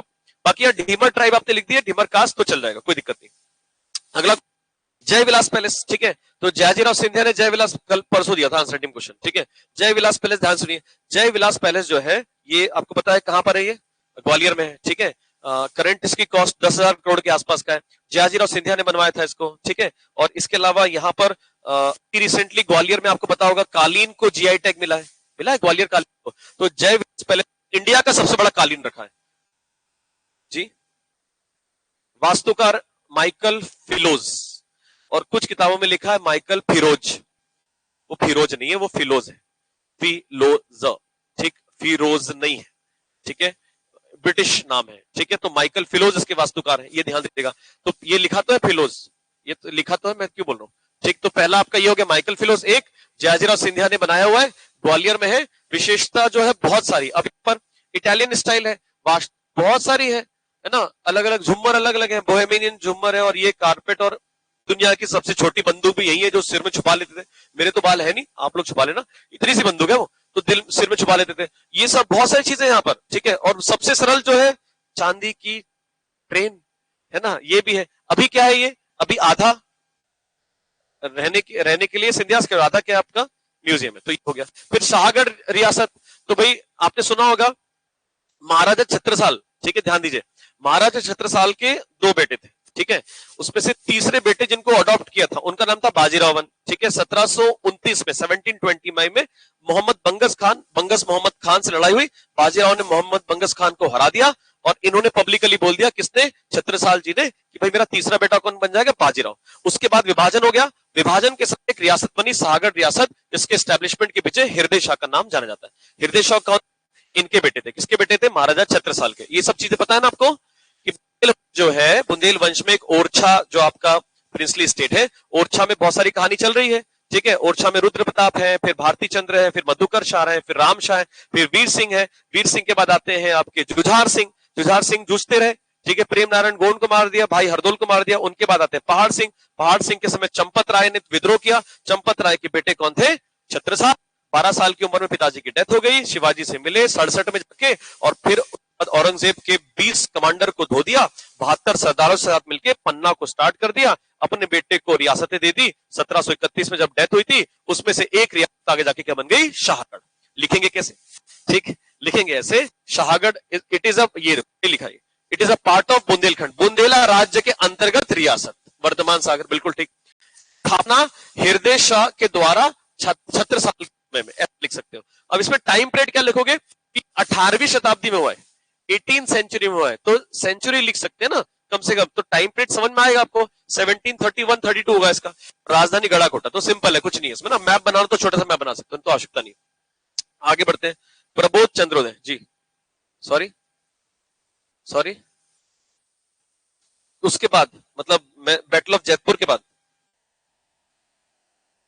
हाँ बिल्कुल कर सकते हो। अब जैसे आगे, हाँ बिल्कुल कर सकते हो। तो यहाँ के फेमस पर्सनैलिटी कौन है, अब ये तो सरल तरीका था, जैसे आपका तरीका हो गया कि इसकी लोकेशन क्या है, इसने इनका क्या कंट्रीब्यूशन क्या था, है ना, इन्होंने कहा क्या कंट्रीब्यूशन, तो बिल्कुल लिख सकते हैं, ठीक। चलिए अगला क्वेश्चन है, दैट इज ये है आपका प्रबोध चंद्रोदय, ठीक है। तो प्रबोध चंद्रोदय जो है, इसपे चंदेल डायनेस्टी के बारे में जानकारी यहां से मिलती है, ठीक है। और ये किसने लिखा है, ये लिखा है कृष्ण मिश्र ने। तो जनरली प्री के हिसाब से पढ़ते हैं हम कि कृष्ण मिश्र का प्रबोध चंद्रोदय, इतना ही पढ़ते हैं और ज्यादा पढ़ते नहीं है। कभी ऐसा आ गया तो उसमें कैसे फिल करना है इसको, तो जिस डायनेस्टी के समय का है उस डायनेस्टी के बारे में लिख दो तो वो हो जाएगा। तो ये सीधा क्वेश्चन, जैसे आपका आ गया गणेश नृप वर्णन, ये आ सकता है, बघेल वंश वर्णम, ये आ सकता है, ठीक है। नवसाह सांग चरित्र किस, पद्मगुप्त ने, ठीक है। तो ये ऐसे 3 मार्कर में ये कुछ ये एमपी का क्वेश्चन हो गया है। तो ये ऐसे करके कुछ ऐसे टेक्स्ट आपसे किताबों के नाम पूछे आ सकते हैं। और सबसे सरल क्वेश्चन इसमें से जो आएगा वो आएगा जगनीत द्वारा रचित, ठीक है, 2 किताबें। तो एक आ जाएगी आपकी दिस वन, आलाखंड और परमाल रासो। तो परमाल रासो 3 मार्कर में आ गया, या आलाखंड आ गया, तो लिख देना कि 52 लड़ाइयां जीती है और 1182 में पृथ्वीराज चौहान से महोबा में युद्ध हुआ है, वो सब उसके अंदर आ जाएगा। चलिए आगे बढ़े, नेक्स्ट है आगे हम 5 मार्क्स पे, ध्यान दीजिए। पहला क्वेश्चन है, हर्षवर्धन की उपलब्धियां समझाएं, राजनीतिक, प्रशासनिक, धार्मिक, साहित्यिक, निर्माण के क्षेत्र में, ठीक है। मैं एक 2 कीवर्ड बता रहा हूं, ध्यान से देखिए। अगर हम बताएंगे राजनीतिक, छोटा सा मैप बनाइए, इसमें मैप की आवश्यकता है, छोटा सा मैप बनाना है। ये आपका मैप हो गया छोटा सा, यहां बना दे रहा हूं, और ये आपका पूरा एरिया हर्षवर्धन का है, ठीक है। राजस्थान के ऊपर का एरिया छोड़ देना है, बाकी सारा नर्मदा नदी बना दो और इसके ऊपर का हर्ष का एरिया। और जब भी ऐसा मैप बनाओ तो छोटा सा कन्नौज बना दो, इतना ही तो करना, और क्या करना है। तो कन्नौज बना दिया आपने, तो वो समझ में भी आ गई कन्नौज क्या थी, उनकी राजधानी थी, कैपिटल थी। उसके बाद यहां लिखा राजनीतिक, तो छोड़ दो, ये तो लिख देना जो एरिया। प्रशासनिक की बात करेंगे तो प्रशासन के साथ आप टैक्स को भी जोड़ सकते हो, तो टैक्स को 4 पार्ट में डिवाइड किया था, ठीक है। प्रशासन इनका जो केंद्र था, लेकिन प्रोविंसेस में भी थोड़ी थोड़ी इनको ऑटोनॉमी या स्वायत्ता थी। धार्मिक की बात करेंगे तो 2 नाम आना चाहिए, क्या कहना चाहिए, कन्नौज और दूसरा प्रयाग, ठीक है। तो कन्नौज में इनका जो असेंबली होती थी और प्रयाग में जो असेंबली होती थी वो है। और महायान भी आ सकता है इसमें लिखा नहीं कहीं, महायान जो है इसको प्रमोट किया, बिकॉज इनके समय कौन आए थे, हुनसुवंग आए थे, तो ये आना चाहिए। उसके अलावा साहित्य में इनकी रचना है और बाण भट्ट की रचना है, खत्म काम। और निर्माण के क्षेत्र में कुछ बुद्धिस्ट आर्किटेक्चर और थोड़े बहुत मंदिर उन्होंने बनाए हुए। अब हो सकता है ये याद नहीं हो, क्योंकि जनरली लोगों को याद नहीं होता ना, ये वाला कहाँ याद रहता है कि भाई ये अगर याद हो तो अच्छी बात है, नहीं तो बहुत अच्छी बात है। तो कम से कम 3-4 डायमेंशन लिखो। अब जैसे मैंने बताया 4 प्रकार का टेक्स्ट था, तो छोटा सा टेक्स्ट बताना है तो छोटा सा ऐसा डायग्राम बना दो ऐसे करके, तो ये 4 प्रकार के टेक्स्ट हो गए। ये छोटी छोटी चीजें की जा सकती है, ठीक है। तो 4 वही लिख दिया और नीचे लिख दिया टेक्स्ट, तो समय भी बचेगा और स्पेस मैनेजमेंट भी अच्छा होगा। नेक्स्ट ये पूछा है कि त्रिपक्षीय ट्रीपार्टेड स्ट्रगल के क्या कारण थे, उसका क्या प्रभाव है। तो कारण ये था कि कुछ समय से कन्नौज इंडिया का सेंटर था और कन्नौज को सब जीतना चाहते थे, एक दूसरे की सुप्रीमेसी करना चाहते थे, तीनों अलग अलग धर्म को मानते थे, इधर बुद्धिज्म को मानते थे, एक शैविज्म और एक वैष्णविज्म को मानते थे, इनकी आर्मी अलग अलग थी, सबको कन्नौज यानी भारत का सेंटर जीतना था, ये इसका मुख्यतः कारण था। और इसका इंपैक्ट क्या दिखा गया, इंपैक्ट थोड़ा सा अच्छा लिखा जा सकता है, कारण तो चलो सिंपल है, देखो कारण कन्नौज लिखा है इसमें, है ना, मध्यकाल में कन्नौज सेंटर था, वो एक ही तीनों में कन्नौज ही चल रहा है, ठीक है, तो ये छोड़ दो कन्नौज में एक ही कारण है। लेकिन अगर इंपैक्ट, तो इसका इंपैक्ट दिखाई दिया भारत के अंदर 7 से लेके 12वीं शताब्दी तक जितने भी राजपूत वंश बने हैं वो कहीं ना कहीं इस त्रिपक्षीय संघर्ष के कारण बने। चंदेल हो गया, चंदेल किसके सामंत या फ्यूडल थे, चंदेल थे गुजरापति हारास के, फिर परमार भी हो गए, फिर गढ़वाल भी आगे जाके बने और गढ़वाल से फिर हमारे बुंदेल बन गए। तो ये बहुत बड़ा कारण था कि भारत के अंदर अगर विभिन्न क्षेत्रों में राजपूत शासन अगर आया है तो वो इस स्ट्रगल के कारण आया, पहला। दूसरा, उसका इंपैक्ट क्या दिखाई दिया है, तो लोकल लेवल पे ग्रोथ हुई है, किस किस की, आर्किटेक्चर की, भाषा की, कपड़े पहनने के या अप्रैल की, है ना, बोली यानी डायलेक्ट्स भाषा बोल दिया मैंने, तो ऐसे क्यूजिन खान पान की, इन सब में डेवलपमेंट लोकल लेवल पे हुआ है और इसकी वजह से बहुत लोकल लेवल पे इकोनॉमिक डेवलपमेंट भी हुआ है, ठीक है। तो ये भी पॉइंट लिख सकते हैं। तो ये इसका बहुत बड़ा इंपैक्ट था, क्योंकि अगर ट्रिपार्टाइट स्ट्रगल नहीं होता तो राजपूत इतने ज्यादा ग्रो नहीं करते और इतनी सब डायनेस्टी नहीं बनती और हमारे इतने लोअर लेवल पे भी इतनी कल्चरल रिचनेस नहीं आ पाती, ठीक है। हमारे यहाँ देखिए हर जिले में, एमपी में खासकर, हर जिले में कहीं ना कहीं 2-4 फोर्ट है, 2-4 पैलेस वगैरह दिखेंगे, मंदिर तो बहुत है। तो ये इतनी सारी चीजें क्यों है, बिकॉज ये इतने सारे राजा थे तभी तो बना। चलिए आगे बढ़े, बोलिए। कर सकते हैं, लेकिन 5 नंबर का क्वेश्चन है, 8 लाइन है, देखिए मेरी बात, ठीक है। 4 लाइन में क्या आ गया, कारण, और कारण कम है तो 3 लाइन में आ गया, 5 बज गए। अब इसमें पॉजिटिव नेगेटिव लिख सकते हो, तो पॉजिटिव लिखोगे, लेकिन मुझे लगता है लिखने में बड़ी समस्या होगी आप, ठीक है, सीधे लिख दो तो अच्छा है। यहां लिख दिया आपने कारण और यहां लिख दिया प्रभाव, बिल्कुल लिख सकते हैं, बिल्कुल कर सकते हो, लेकिन उसमें टाइटल तो डालोगे आप, ऊपर बॉक्स तो लिखोगे, क्या लिखोगे आप, सकारात्मक नकारात्मक पॉजिटिव नेगेटिव लिखोगे, प्रभाव, मैं वही तो कह रहा हूं। जी जी, हाँ पॉजिटिव भी होते हैं, हाँ तो बिल्कुल लिख सकते हैं, लेकिन ये क्वेश्चन तब आएगा जब 5 नंबर में सिर्फ और सिर्फ इसके प्रभाव आएंगे, तब बहुत बढ़िया तरीके से हो पाएगा, क्योंकि वो चेकर भी इतना डीप नहीं जाने वाले, वो तो सिर्फ देख रहे हैं 2 पॉइंट है, 4 इसमें दिख रहे हैं, खत्म। ये मैं कहना चाह रहा हूं, आप लिखो जरूर, लेकिन उसको आप अलग अलग करके नहीं लिख पाऊंगा, प्रभाव एक साथ लिख दो, दोनों पॉजिटिव नेगेटिव एक साथ लिख दो। और नेगेटिव प्रभाव क्या है, नेगेटिव प्रभाव कि इतना ज्यादा डिसेंट्रलाइज्ड एडमिनिस्ट्रेशन हो गया हर जगह, इतने नई नई डायनेस्टी बन गई, जिसका फायदा आगे जाके अरेबिक और इस्लामिक इन्वेजन जब हुआ 712 से लेके जितना आपका 1191 और 1025 सबको फायदा मिला, ठीक है। चलिए आगे बढ़ते हैं, इल्तुतमिश ने क्या क्या सुधार किए, तो ये तो सीधा क्वेश्चन है, मैं इस पर नहीं जा रहा हूं ना, ये ठीक ठाक तरीका है ना। उसके बाद नेक्स्ट क्वेश्चन क्या आपका, रजिया, रजिया ने अपनी प्रॉब्लम कैसे करी। अब देखो यहां रजिया लिखा है, तो भाई में कम से कम टाइम आएगा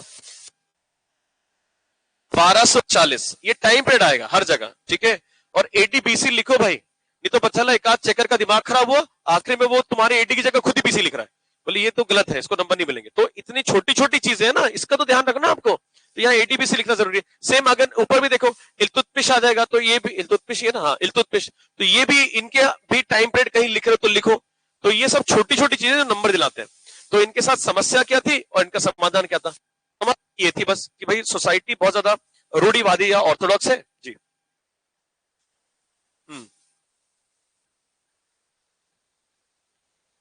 अच्छा,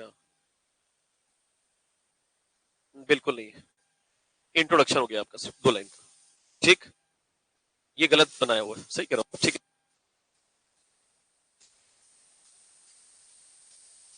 ये ऐसा जो ये कह रहे हैं ना, वो क्या कर रहे हैं कि एरो बना के लिख सकते हैं, है ना। लेकिन लेकिन अगर इन्होंने सिर्फ पूछा है समस्या का समाधान बताइए, तो समाधान बताते वक्त थोड़ी समस्या बतानी पड़ती है, तब तो समाधान हो पाएगा, ठीक है। नहीं नहीं, आप जैसे लिखोगे, जैसे पहला पॉइंट, पहली समस्या, ठीक है, कि मुस्लिम शासकों की रूढ़िवादिता को हटाया गया, या जो भी किया गया, इंग्लिश में हम कहेंगे कि ऑर्थोडॉक्स सिस्टम को हटाया गया, ये भी एक समस्या थी। और उसके लिए इन्होंने क्या क्या किया, इसके लिए उन्होंने पर्दा सिस्टम को हटा दिया, इसके लिए खुद शिकार में गई, इसके उन्होंने कोर्ट में बैठने लगी, अपना ड्रेसिंग सेंस बदल लिया इन्होंने, ठीक है, अपने लेवल पे खुद के डिसीजन लेना चालू कर दिया, अपॉइंटमेंट चालू कर दिया, ये सब चीजें करी इन्होंने। तो जैसे आपका तरीका हो गया, उसमें भी नंबर मिल जाएंगे, आपका तरीका है उसमें भी नंबर मिल जाएंगे। तो ये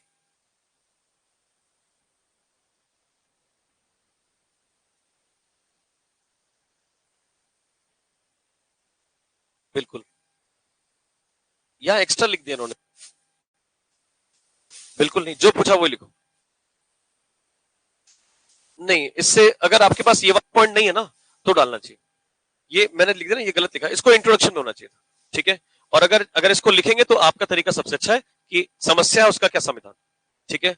तो समस्या को डिवाइड कर दो, क्या क्या समस्या है, राजनीतिक समस्या, सामाजिक समस्या, आर्थिक समस्या, लेकिन यहाँ पर बहुत ज्यादा आर्थिक नहीं किया है कुछ, जनरली सामाजिक और राजनीतिक ही समस्या है, और ज्यादा कोई समस्या नहीं, ठीक है, दो तीन समस्या।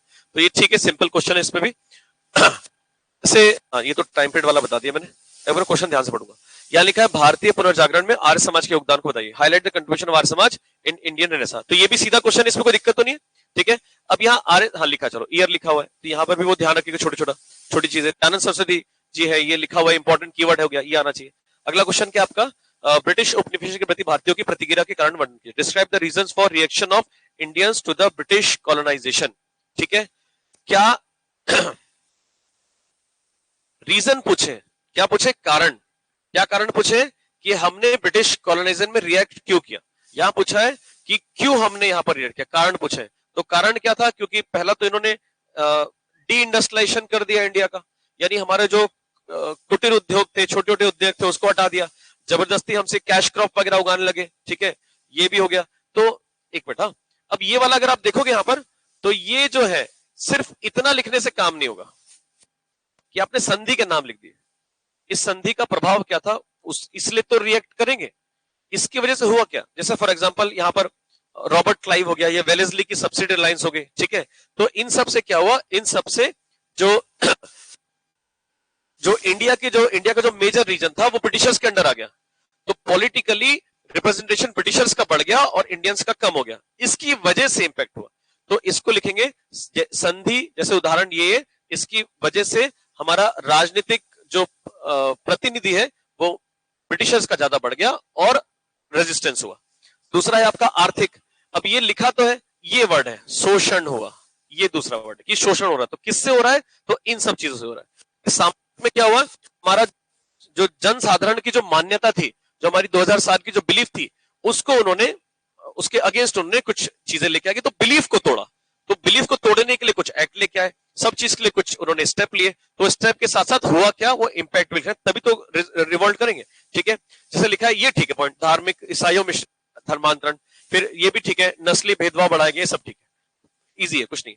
ये क्वेश्चन सीधा सीधा है, आर्ट एंड कल्चर के सेंटर, ठीक है। सबसे पहले भारत भवन आना ही आना चाहिए इसके अंदर, दूसरे नंबर पे रविंद्र भवन आना चाहिए, क्या आना चाहिए, रविंद्र भवन। कुछ नहीं इसमें, क्या गड़बड़ बताओ, कब बना रविंद्र भवन, 1962 में बना है रविंद्र भवन, भोपाल है ना, रोशनपुरा चौराहा वाला, कब बना है, 1962। तो ये सेकंड पॉइंट आएगा। तो एक बार इसको ऐसे लिख सकते हो, भवन कौन से, परिषद कौन से, समझ में आ गया। दो कैटेगरी भी कर सकते हैं, कौन से भवन या परिषद, या जैसा भी लिख सकते, डायरेक्ट लिख दो जी। क्वेश्चन क्या पूछा है, कला और संस्कृति के प्रमुख केंद्र पूछा है, केंद्र। अगर यहां पर स्टेप्स पूछे होते कि क्या लिए गए, तो उसमें हम अलग से फेस्टिवल डालते, लेकिन सेंटर पूछे ना, जगह, तो जगह बताइए जी, बोलिए। बस, बहुत बढ़िया, दो लाइन खींच दो, दो में से खत्म कर दो। लेकिन ईयर लिख दोगे तो अच्छा है, सब लिख दो, हिंदी ग्रंथ अकादमी 1969, है ना, जितने देखो सारे केंद्र हैं, सब जगह है, तो जगहों के नाम लिखे, ठीक है। भोपाल में सत्याग्रह, अब ये ऐसा सत्याग्रह है जिसका डेटा हर किताब में अलग लिखा है, ठीक है। मैंने हिंदी ग्रंथ की सारी किताब पढ़ ली, सब में अलग लिखा है। हिंदी ग्रंथ की सारी किताब है मेरे पास है, मैं लेके आ गया सब, भोपाल से सब लेके आया, एक साथ ज्यादा शॉपिंग करनी है जाता तो सारी किताब पढ़ी, सब में अलग लिखा है। ज्ञान संपदा में अलग लिखा है, एक 1857 से लेके 1947 की किताब आती है, छोटी सी पतली छोटी वाली, उसमें भी अलग लिखा हुआ है, सब में अलग लिखा है, तो परेशान नहीं होना इसको, ठीक है। याद रखिए दो मेजर सेंटर थे, क्या क्या था, पहला नागपुर और दूसरा, पहला जबलपुर और दूसरा नागपुर। तो मैं इन शॉर्ट बता रहा हूं जो इसमें आना चाहिए। इसको लिखने का तरीका क्या, तीन चीजें, जब भी कोई ऐसा इवेंट आए, कोई भी इवेंट, चाहे झंडा सत्याग्रह, कोई भी, तीन चीजें लिखिए, कारण, क्या कॉज थे, फिर कोर्स ऑफ द इवेंट, ये क्या क्या हुआ, और उसका कंसिक्वेंस, बस। 2 लाइन में कारण, 2 लाइन में कंसिक्वेंस, 4 लाइन हो गई, बीच के 4 लाइन में इवेंट, खत्म काम। और जगह है तो पर्सनैलिटी अलग से लिखोगी, कौन कौन थे वहां पर, तो वो भी लिख सकते हो, लेकिन 3 चीज तो आनी चाहिए। क्या कहना चाहिए, कारण क्या है, इवेंट क्या है, और इवेंट के बाद उसका क्या इंपैक्ट दिखाई दिया, ठीक है, तो ये पता होना चाहिए। तो परिणाम दिखाई, तो परिणाम एक हो गया पहला। महत्व लिख पाओगे, ये कहां से लिख पाओगे, 8 लाइन में कैसे हो पाएगा, तब नहीं हो पाएगा। तो महत्व, परिणाम आ गया, एक उद्देश्य, इसके पहले क्या है, उद्देश्य कारण एक साथ आ गया, और बाकी ये विस्तार और नेतृत्व एक साथ आ गया, तो ये हो सकता है इसमें, ठीक है। हुआ यू था कि जो जब हमारा नॉन कॉपरेशन मूवमेंट चल रहा था आपका, ठीक है, 1920 के आसपास, तब महाकौशल से कोई प्रतिनिधि था ही नहीं। फिर उसके बाद रीजनल मीटिंग हुई और हाकिम अजमल खान जी ने मीटिंग करी और उसमें डिसाइड किया कि हम कुछ बड़ा करेंगे महाकौशल के अंदर। तो जयपुर में डिसाइड किया गया, तो म्युनिसिपल कॉर्पोरेशन जो है वो ऑलरेडी बन चुका है, एमपी का पहला म्युनिसिपल कॉर्पोरेशन है, और 1864 बना था। जब वो बना उसके बाद यहाँ की जो टाउन हॉल है उसमें झंडा फहराने की बात हुई। झंडा फहराने के लिए सब लोग गए, 8 मार्च को डेट डिसाइड थी, ठीक है, आपको याद ही होगा, इसको हम वर्ल्ड इंटरनेशनल वुमेन्स डे कहते हैं। तो 8 मार्च को डेट डिसाइड हुई और झंडा नहीं फहराया जा पाया क्योंकि टाउन हॉल लॉक था। फिर 18 मार्च को झंडा फहराया, डिप्टी कमिश्नर ने उसको पैरों तले कुचल दिया और उसके बाद लोगों ने विरोध किया। सुंदरलाल शर्मा जी थे यहाँ पर, उन्होंने झंडे का छोटा सा बैज या लगा रखा था, उससे उनको 6 महीने की जेल हो गई। फिर पूरा का पूरा कार्यक्रम कहां शिफ्ट कर दिया गया, नागपुर। नागपुर में जमनालाल बजाज जी और बहुत सारे लीडर्स आ गए इंडिया के, और सुंदर और भगवान दीन जी आ गए, ये सब आ गए। इन्होंने मिलकर यहाँ पर बहुत सारी कोशिश करे लेकिन परमिशन नहीं मिल रही थी। 1400 लोग जेल गए, 275 लोग 28 जून को जेल गए, और इतने सारे लोगों के जेल जाने के बावजूद एक भी हिंसक विरोध नहीं हुआ, इसीलिए ये फेमस हो गया। इसलिए 3 मार्कर 511 में आ रहा है, सिंपल सा क्वेश्चन है। तो 2 प्लेसेस हो गए, कुछ लीडर के नाम हो गए। इसमें सुभद्रा कुमारी चौहान जी का नाम लिखना है आपको, क्योंकि उनके नाम पे प्रभा के अंदर झंडा सत्याग्रह स्पेशल एडिशन छपा था मैगजीन, तो जिससे पूरे इंडिया में पता चला। इसके अलावा माखनलाल चतुर्वेदी जी ने इनडायरेक्टली सपोर्ट किया, और भी लीडर है। तो ये 3 डायमेंशन में आपको आंसर बनना चाहिए। चलो ये आप देख लीजिएगा बाद में क्या लिखा इसमें। नेक्स्ट है आपका, शाहजहां बेगम के द्वारा किए गए प्रमुख सुधारों को बताइए, ठीक है।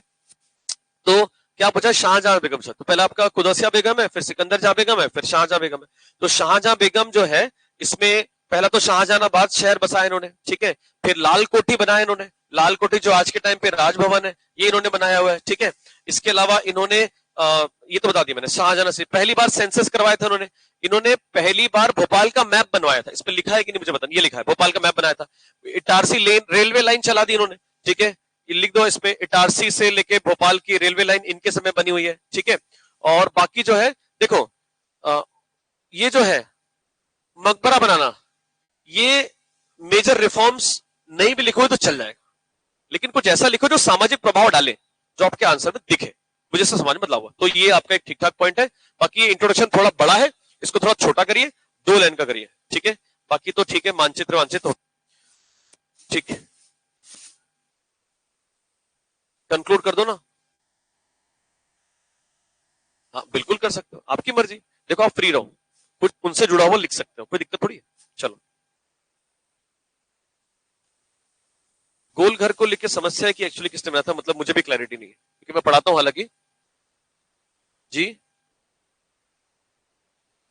अभी इंस्टाग्राम में उसकी रील भी वायरल हो रही है, मैं देखी रील भी, तो उसमें क्या है, सर जो आप गोल घर कह रहे हैं ना, उसका रिनोवेशन काम क्योंकि चालू हो गया, सरकार ने परमिशन दे दी है, तो उसमें क्लैरिटी नहीं है किसने बनाया था, इसलिए मैंने बोला नहीं पॉइंट, ठीक है। 2-3 जगह उसमें क्लैरिटी नहीं है किसने बनाया था,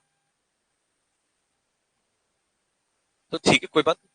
चलिए, क्या टाइम पीरियड, शाहजहां बेगम, सही है। तुम मुझसे दोबारा पूछ रहे हो टाइम पीरियड, है ना, तो बता दूंगा क्या सिस्टम था। देखो इधर क्या होता, बेगम में ना क्या होता कि एक बेगम ने दूसरी बेगम को अडॉप्ट करके खुद का रूल किया था, तो ये थोड़ा कॉम्प्लिकेटेड है जो आप कह रहे हो। ये टाइम पीरियड सबसे ज्यादा एक्सेप्टेंट है, क्योंकि इसके बाद क्या होगा, इसके बाद आ जाएंगे 1900 शायद 26 तक, 26 है पक्का, और उसके बाद 1900 39 आपके हमीदुल्ला खान। तो ये यही सबसे ज्यादा एक्सेप्टेंस वाला टाइप, ठीक है, ये लिखना है। और भोपाल की जो वेबसाइट है ना ऑफिशियल भोपाल.nic.com, उसमें भी यही लिखा हुआ है, तो इसलिए आप ये लिखो। चलो आगे बढ़ते हैं। ये क्या लिखा है, गुलाब सिंह द्वारा किए गए सुधार। तो गुलाब सिंह ने सबसे ज्यादा सुधार किए थे, ठीक है, तो ये भी इजी है। आगे बढ़े तो आप बता देना, करिए तो इजी है। अगला है आपका 11 मार्कर में क्वेश्चन है, हर्षवर्धन में अशोक व समुद्रगुप्त के व्यक्तित्व की झलक दिखाई देती है। तो जब भी ऐसा क्वेश्चन आए तो इंग्लिश में कीवर्ड है जो हम लोग बोलते हैं पेस्टल। क्या बोलते हैं, PESTL। पेस्टल लिखने से क्या होता है, ये कीवर्ड आप इंग्लिश हिंदी दोनों में यूज कर सकते हो। कीवर्ड नहीं लिखना है, समझना है। कुछ पॉलिटिकल होते हैं, कुछ इकोनॉमिक होते हैं, कुछ सोशल होते हैं, कुछ टेक्नोलॉजिकल होते हैं, कुछ लीगल होते हैं, कुछ इन्वायरमेंटल होते हैं। तो ये कोई भी पेपर में कहीं भी अगर डायमेंशन तोड़ने तो कुछ डायमेंशन दिमाग में रहे, इसलिए ट्रिक है। पूरी दुनिया के सब लोग याद करते हैं, लंदन यूके सब जगह लोग यही पढ़ते हैं पेस्टल वर्क, तो ये याद आ जाता है कि हाँ ये लिखना है, तो वही लिखो। तो भाई प्रशासन में कुछ समानताएं दिखाई दी, इनकी टैक्सेशन पॉलिसी में कुछ समानताएं दिखाई दी, इनके सोशल वर्क्स में समानता है, तो है सब में समानता है, उन समानता को लिखो और कंक्लूड कर दो। इंट्रोडक्शन में क्या आ सकता है, इंट्रोडक्शन में क्या आ सकता है कि इंग्लिश में बोल देता हूं पहले। After the decline thus void of the northern by famous ruler Harsha, who got the throne, taking the revenge of death of his brother and in captivation of his sister with capital Kannauj। ये हो गया introduction. अब हिंदी में बोल देता हूं मैं। गुप्ता साम्राज्य के पतन के बाद उत्तरी भारत में एक बहुत बड़े शासक हुए जिन्होंने उत्तरी भारत को पूरा तरीके से कंसोलिडेट किया और कन्नौज को अपनी राजधानी बनाते हुए अपने भाई की मृत्यु का बदला लिया और रूलर्स को हरा के कुछ समय तक एक अच्छा प्रशासन दिखाया, जो कि इस तरीके से, जिसको हम समुद्रगुप्त और क्या नाम है अशोका के मिले जुले रूप में इस प्रकार से देखते हैं। ये हो गया इंट्रोडक्शन, समझ में आ गया। फिर एक पॉइंट डाला जो भी आपका जैसे पॉलिटिकल है या इसमें स्टैंड लिखा हुआ है, तो आप इसको आराम से कर सकते हैं, ठीक है। डन करें, चलो ये तो आपने रटा हुआ है, क्योंकि इसमें कोई कुछ पूछना हो तो पूछ लीजिएगा बीच में ना।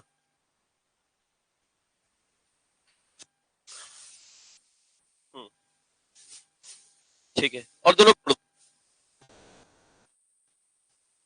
बिल्कुल कर सकते हैं। इनका ये कहना है कि अशोका ने ज्यादा जो है वो बुद्धिज्म या फिर ज्यादा रिलीजन किया था, ठीक है। और दूसरा जो समुद्रगुप्त है उनके 6 अलग अलग एक्सपीडिशन थे, अलग अलग डायरेक्शन के, है ना। आर्यव्रत के 2 एक्सपीडिशन थे, है ना। अताविका जो जिसको हम मध्य भारत कहते हैं वहां के अलग अलग एक्सपीडिशन थे। साउथ के 12 राज्यों के अलग एक्सपीडिशन थे, वो थे। लेकिन साथ साथ उनके मैट्रिमोनियल अलायंसेस भी थे थोड़े बहुत, जो भी अशोका के समय भी दिखाई देते हैं। तो उन दोनों का मेन पर्पस क्या था, पर्पस तो एक्सपेंशन ही था। अशोका के समय भी तो यही था।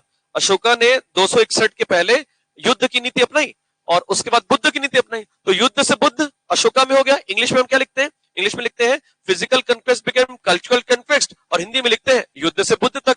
तो ये चीजें जो है वो उन दोनों का अडॉप्टेशन का हल्का फुल्का जोड़ जाड़ के लिख सकते हो। आपका तरीका भी अच्छा है, कोई दिक्कत नहीं, बढ़िया नंबर मिलेंगे, ठीक है। चलो, भारत में इस्लाम आगमन से, अब ये जो है आपका मिक्स्ड कल्चर नहीं, कंपोजिट कल्चर, जो मुगल के बाद लिखा हुआ सिलेबस के अंदर, कंपोजिट कल्चर इंडिया, ये आपके मिश्रित संस्कृति का क्या है। इसमें भारत के उदाहरण क्या क्या देने हैं, उदाहरण सबसे अच्छा उदाहरण जो है वो है आपका जहांगीर पैलेस ओरछा। सबसे बढ़िया उदाहरण जहांगीर पैलेस ओरछा, क्योंकि आप जहांगीर पैलेस ओरछा के बारे में पढ़ेंगे तो पूरा मिश्रित संस्कृति है, ठीक है। मतलब वजू खाना भी बना हुआ है, उसके बाद ऊपर के जो आपकी गुम्मद है वो भी 2 प्रकार के हैं, उसके बाद आपकी रेलिंग्स भी 2 प्रकार की है, सब कुछ 2 प्रकार का है, इस्लामिक भी है और हिंदू भी है, ठीक है। सबसे अच्छा एग्जाम्पल हो गया। और पूरा फिर बुंदेलखंड का आर्किटेक्चर, पहले एमपी से बाहर आते हैं, पहले एमपी पढ़ लेते, बुंदेलखंड हो गया, फिर बुंदेलखंड के बाद गोंड का आर्किटेक्चर, गोंड में भी पूरा का पूरा आपका मिश्रित संस्कृति दिखाई देता है, और वो आक्रमण से ही हुआ है, ठीक है। शुरुआत कहां से करोगे, शुरुआत 7-12 थोड़ा बहुत, इसके बाद सीधे गजनी और गोरी, गोरी के बाद दिल्ली सल्तनत, फिर दिल्ली का आर्किटेक्चर बनते बनते रीजनल आर्किटेक्चर, और आखिरी में कंक्लूड कर देंगे। तो इसमें जितने एग्जाम्पल है उतने नंबर मिलेंगे डायमेंशन के साथ, डायमेंशन मतलब राजाओं के साथ, इसमें एग्जाम्पल लिखना पड़ेगा। तो क्षेत्र इसमें, अब जैसे मिश्रित संस्कृति आप पढ़ते हैं कंपोजिट कल्चर, तो उसमें 4-5 पॉइंट है ना, 5 मिनट में क्लास ओवर हो रही है। इसमें 4-5 चीजें आपको ध्यान देनी पड़ती है। क्या क्या, कि भाई उनका आर्किटेक्चर में क्या डेवलपमेंट हुआ है, दूसरा खान पान में क्या डेवलपमेंट हुआ है। तो जो हम बहुत ज्यादा पीसे हुए मसालों का प्रयोग करते हैं, ठीक है, एक, दूसरा हम बटर मक्खन का बहुत जो प्रयोग करते हैं, ठीक है, फिर गर्म चीजों का जो प्रयोग करते हैं खाने में, वो मिश्रित संस्कृति का ही उदाहरण, ठीक है। जलेबी हो गए, और क्या है, तबला हो गया, वीणा से हमने, सितार से हमने वीणा बना दिया, ठीक है, गायन से हमने कवाली बना दी, है ना। ये सब वो कौन है, तूते हिंद, अमीर खुसरो, ठीक है, तो वो उसने सब चीजें, ये मिश्रित संस्कृति का उदाहरण है, तो इसको आप ऐसे करके लिख सकते हो हर एक डायमेंशन। तो खान पान में भी आ जाएगा, कपड़ों में भी आ जाएगा, दिखाई देगा। कपड़ों में क्या है, देखो पहला तो कपड़ों में है जैसे जैकेट पहनना, बूट पहनना, पहले भी था हमारे राजपूतों के यहाँ, और कनिष्क भी पहले लेके आए, लेकिन इनकी वजह से भी काफी सारा आया है। ठीक है, क्योंकि ऐसी जगह से आते थे जब दिन में गर्मी, रात में ठंडी पड़ती थी, तो मोटे कपड़ों का प्रयोग करते थे, हमने प्रयोग करना चालू कर दिया। तो हर चीज में डायमेंशन, तो जितने सरल एग्जाम्पल लिखोगे, जैसे फॉर एग्जाम्पल यहाँ पर लिखा है त्रिभाषा। अब जब उर्दू की बात करते हैं, तो उर्दू कहाँ की भाषा है? उर्दू भारत की भाषा है। उर्दू है क्या? हिंदी में अपभ्रंश आ गया, अरेबिक, ठीक। आबाद और ऊपर जो काड़ा वाला जो क्षेत्र था, ठीक है, इस वाले क्षेत्र में उर्दू का डेवलपमेंट हुआ और उसका अडेप्टेशन बाहरी जगह चला गया। तो बाहर से नहीं, हमारे से भी बाहर चला गया। तो ये भी एक कम से कम कंपोजिट कल्चर का एक एग्जांपल हो गया, उर्दू लिख सकते हैं इसके अंदर। फिर उसके बाद ये देखो, जैसे गोल गुम्बद लिखा है, मीनारे हैं सब, तो पितृदुरा लिखा है, तो जैसे जहां पितृदुरा आया तो ब्रैकेट में फिर मेहरुनिसा का नाम लिख दो, इन्होंने इनको प्रोपोर्ट किया। तो ऐसे करके जितने कीवर्ड है, उसके साथ साथ वो कौन लेके आए थे उनका भी लिखो ना। ये पूरा फैक्चुअल आंसर है, क्योंकि इसमें दिखाई देगा कि आपने कितना रटा है, कितना पढ़ा है। और फिर लिटरेचर में भी आ जाएगा मिश्रित संस्कृति, ठीक है, जैसे बहुत सारे हैं। कबीर का भी लिख सकते हैं एग्जांपल इसी में। कहीं ना कहीं कबीर की पंचमेल खिचड़ी का कारण ही क्या था? इतनी सारी संस्कृति को देखते थे और सबको मिलकर बना लिया, तो उन्होंने भी हो गया। तो ये इसमें हर एक डायमेंशन लिख सकते हैं, जैसे लिखा भी कला हो गया, चित्रकला है, संगीत हो गया, संगीत पे तो आप लिख देना। देखो इसमें ये लिखा, ईरानी तंबूरा, ये तुम्हें पढ़ा ही नहीं था। भारतीय वीणा से नए वाद्य का जन्म हो गया, ठीक है। और फिर इसमें तानसेन भी आ जाएंगे, है ना, रामतनु पांडे जी भी आ जाएंगे। चलो आगे बढ़ते हैं। हाँ, इकोनॉमिक एडमिनिस्ट्रेशन पॉलिसीज, ये तो सीधा क्वेश्चन है। उपनिवेशिक भारत में ब्रिटिश शासन की आर्थिक, सामाजिक, सांस्कृतिक, प्रशासनिक नीतियों ने भारतीय पत्रिका राष्ट्रवाद को बढ़ाया, समझाइए। ठीक है, अब ये जो है बढ़ाया, तो इसमें जो पूछा हुआ है 1 2 3 4, ठीक, इंट्रोडक्शन 1 2 3 4, कंक्लूजन, सबसे तरीका। और उसमें जो जितने उदाहरण दे सके उतना अच्छा है। इन्होंने एग्जाम्पल लिखे, आप ऐसे एग्जाम्पल लिखे कि कौन लेके आया था, है ना, क्या हुआ है। तो घेरे की नीति, जिसको रिंग ऑफ फेंस कहते हैं, तो इसमें उदाहरण में क्या आ जाएगा? अवध और बंगाल का उदाहरण आ जाएगा। फिर यहाँ पर सहायक प्रणाली, सब्सिडी अलायंस लिखा है, तो वेलेस्ली का नाम आना चाहिए, विद डेट आनी चाहिए, ठीक, पर सबके ईयर आने चाहिए सिविल सर्विसेज के, जैसे इसमें लिखा। तो ये तो मैं आगे क्वेश्चन है, describe the role of Madhya Pradesh in various freedom movement, ठीक। अब ध्यान दीजिए, एक चीज है, मैं आपको एक टाइमलाइन बता देता हूं, फिर क्लास ओवर कर लेते हैं। 1818 में भील की क्रांति हुई, महाकौशल का रिवोल्ट हो मध्य प्रदेश में। 1824 में कुंवर चैन सिंह, इन्होंने अपने आप को शहीद हो गए 24 जुलाई 1824 सीहोर में, नरसिंहगढ़ के कुंवर थे। 1842 में बुंदेला सत्याग्रह है और 1857 में क्रांति है, ठीक है। तो लगभग यहां से ही हम कहीं ना कहीं स्वतंत्रता के बेसिक चीजें मध्य प्रदेश में चालू हो चुकी है। मेजर तो यहीं से दिखाई देगा, ठीक है। इसके पहले जो है वो, क्योंकि कर इतना ज्यादा लगा दिया था बुंदेलखंड क्षेत्र में 20 सालों तक का, 1830 में 20 सालों तक का कर यहां पर लगा दिया था, जिसकी वजह से बुंदेला रिबेलियन हुआ और मधुकर शाह और जवाहर बुंदेला के खिलाफ डिक्री इशू कर दी थी ब्रिटिश कोर्ट ने। तो ये हो गया, लेकिन कहीं ना कहीं यहां से चालू हुआ है। और उसके बाद फिर और भी इवेंट्स लाइन से, तो आपका 1920 में क्या हुआ आपका? दो चीजें, सागर में रतौन आंदोलन हुआ है, 1920 में आपका नागपुर के अंदर जो कांग्रेस का सेशन हुआ था, वो भी कहीं ना कहीं नॉन कॉपरेशन मूवमेंट को प्रमोट ही कर रहा है। फिर 1923 के अंदर आपका झंडा सत्याग्रह, फिर उसके बाद 1930 में नमक कानून, और नमक के साथ साथ घुनघुट, बीच में इधर 1900 बीच में एक जो क्वेश्चन प्री का आ गया, जो किसी किताब में नहीं है, निवाड़ी वाला भी पूछ लिया, पता नहीं कहां से ढूंढ के लाया वो क्वेश्चन। उसके बाद 1931 में दो चीजें हुई थी, एक जलियांवाला बाग और एक पंजाब में। 1938 में आपका ऊपर सतना के पास हिनौता मजगवा, ठीक है, वो आपका हो गया गोलीकांड। उसके बाद 1939 इसमें Tripuri session, Subhash Chandra Bose forward block, ये भी है फ्रीडम मूवमेंट। 1942 में क्विट इंडिया मूवमेंट, ये आप 5 नंबर में तैयार कर लीजिएगा, ठीक। इसके अलावा ये आप 5 नंबर में तैयार कर लीजिएगा, ठीक। इसके अलावा 1857 के जितने भी लीडर्स हैं, पिछले साल राणा बख्तावर सिंह पूछा था, इस बार रानी दुर्गा अवंतीबाई, इनका क्वेश्चन आ सकता है। तो अवंतीबाई करेंगे, 2 युद्ध लिखेंगे, क्या क्या लिखेंगे? खेरी का युद्ध नवंबर 1857 और दूसरा 20 मार्च 1858 देवहरगढ़ का युद्ध, जिसमें वो शहीद हो गई थी। तो 2 युद्ध लिखेंगे, तो आप ये भी तैयार कर लीजिएगा 5-5 नंबर में। रानी लक्ष्मीबाई 5 नंबर आ सकता है। उसके बाद 42 हो गया, फिर उसके तो ज्यादा कुछ बचा नहीं, 1947 और 1949। तो 47 के अंदर आपका रीवा और इसके अंदर आपका बोरस रायसेन, ठीक है, जिसको जलियांवाला बाग भोपाल कहा जाता है। तो ये टाइमलाइन बनेगी इसके अंदर प्रॉपर, पहले इंट्रोडक्शन के बाद ऐसी टाइमलाइन, इसमें एक एक कीवर्ड और फिर इसमें से प्रमुखता को समझा देना, ठीक। और कुछ पूछना हो तो पूछ लीजिए जी। देखो 1824 में कुंवर चैन सिंह, है ना, सीहोर, कुंवर चैन सिंह सीहोर के जो थे जिन्होंने ओपियम अफीम की खेती बेचने के लिए मना कर दिया था ब्रिटिशर्स को, और भिड़ गए 50 लोग, हिम्मत बहादुर के साथ भिड़ गए। ठीक, बस ठीक है, धन्यवाद। डन। तो पहला सेशन हो गया है, अब मुझे दूसरा एमपी का सेशन चालू करना। ठीक है, जो पिछला पेपर था वो भी डिस्कस करना है, हाँ या ना? है ना? एक मिनट रुको, मैं इनको ये बोल देता हूँ।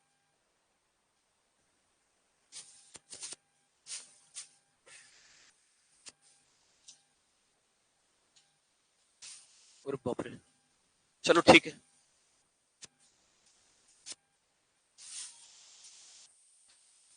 क्या हाल है?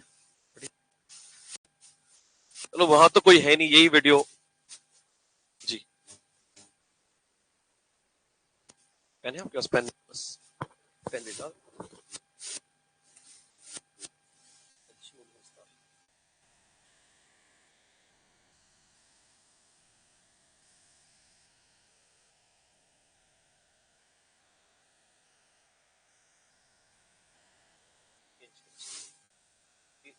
मध्य प्रदेश मुगलों के दक्षिण विस्तार की नीति हेतु आवश्यक।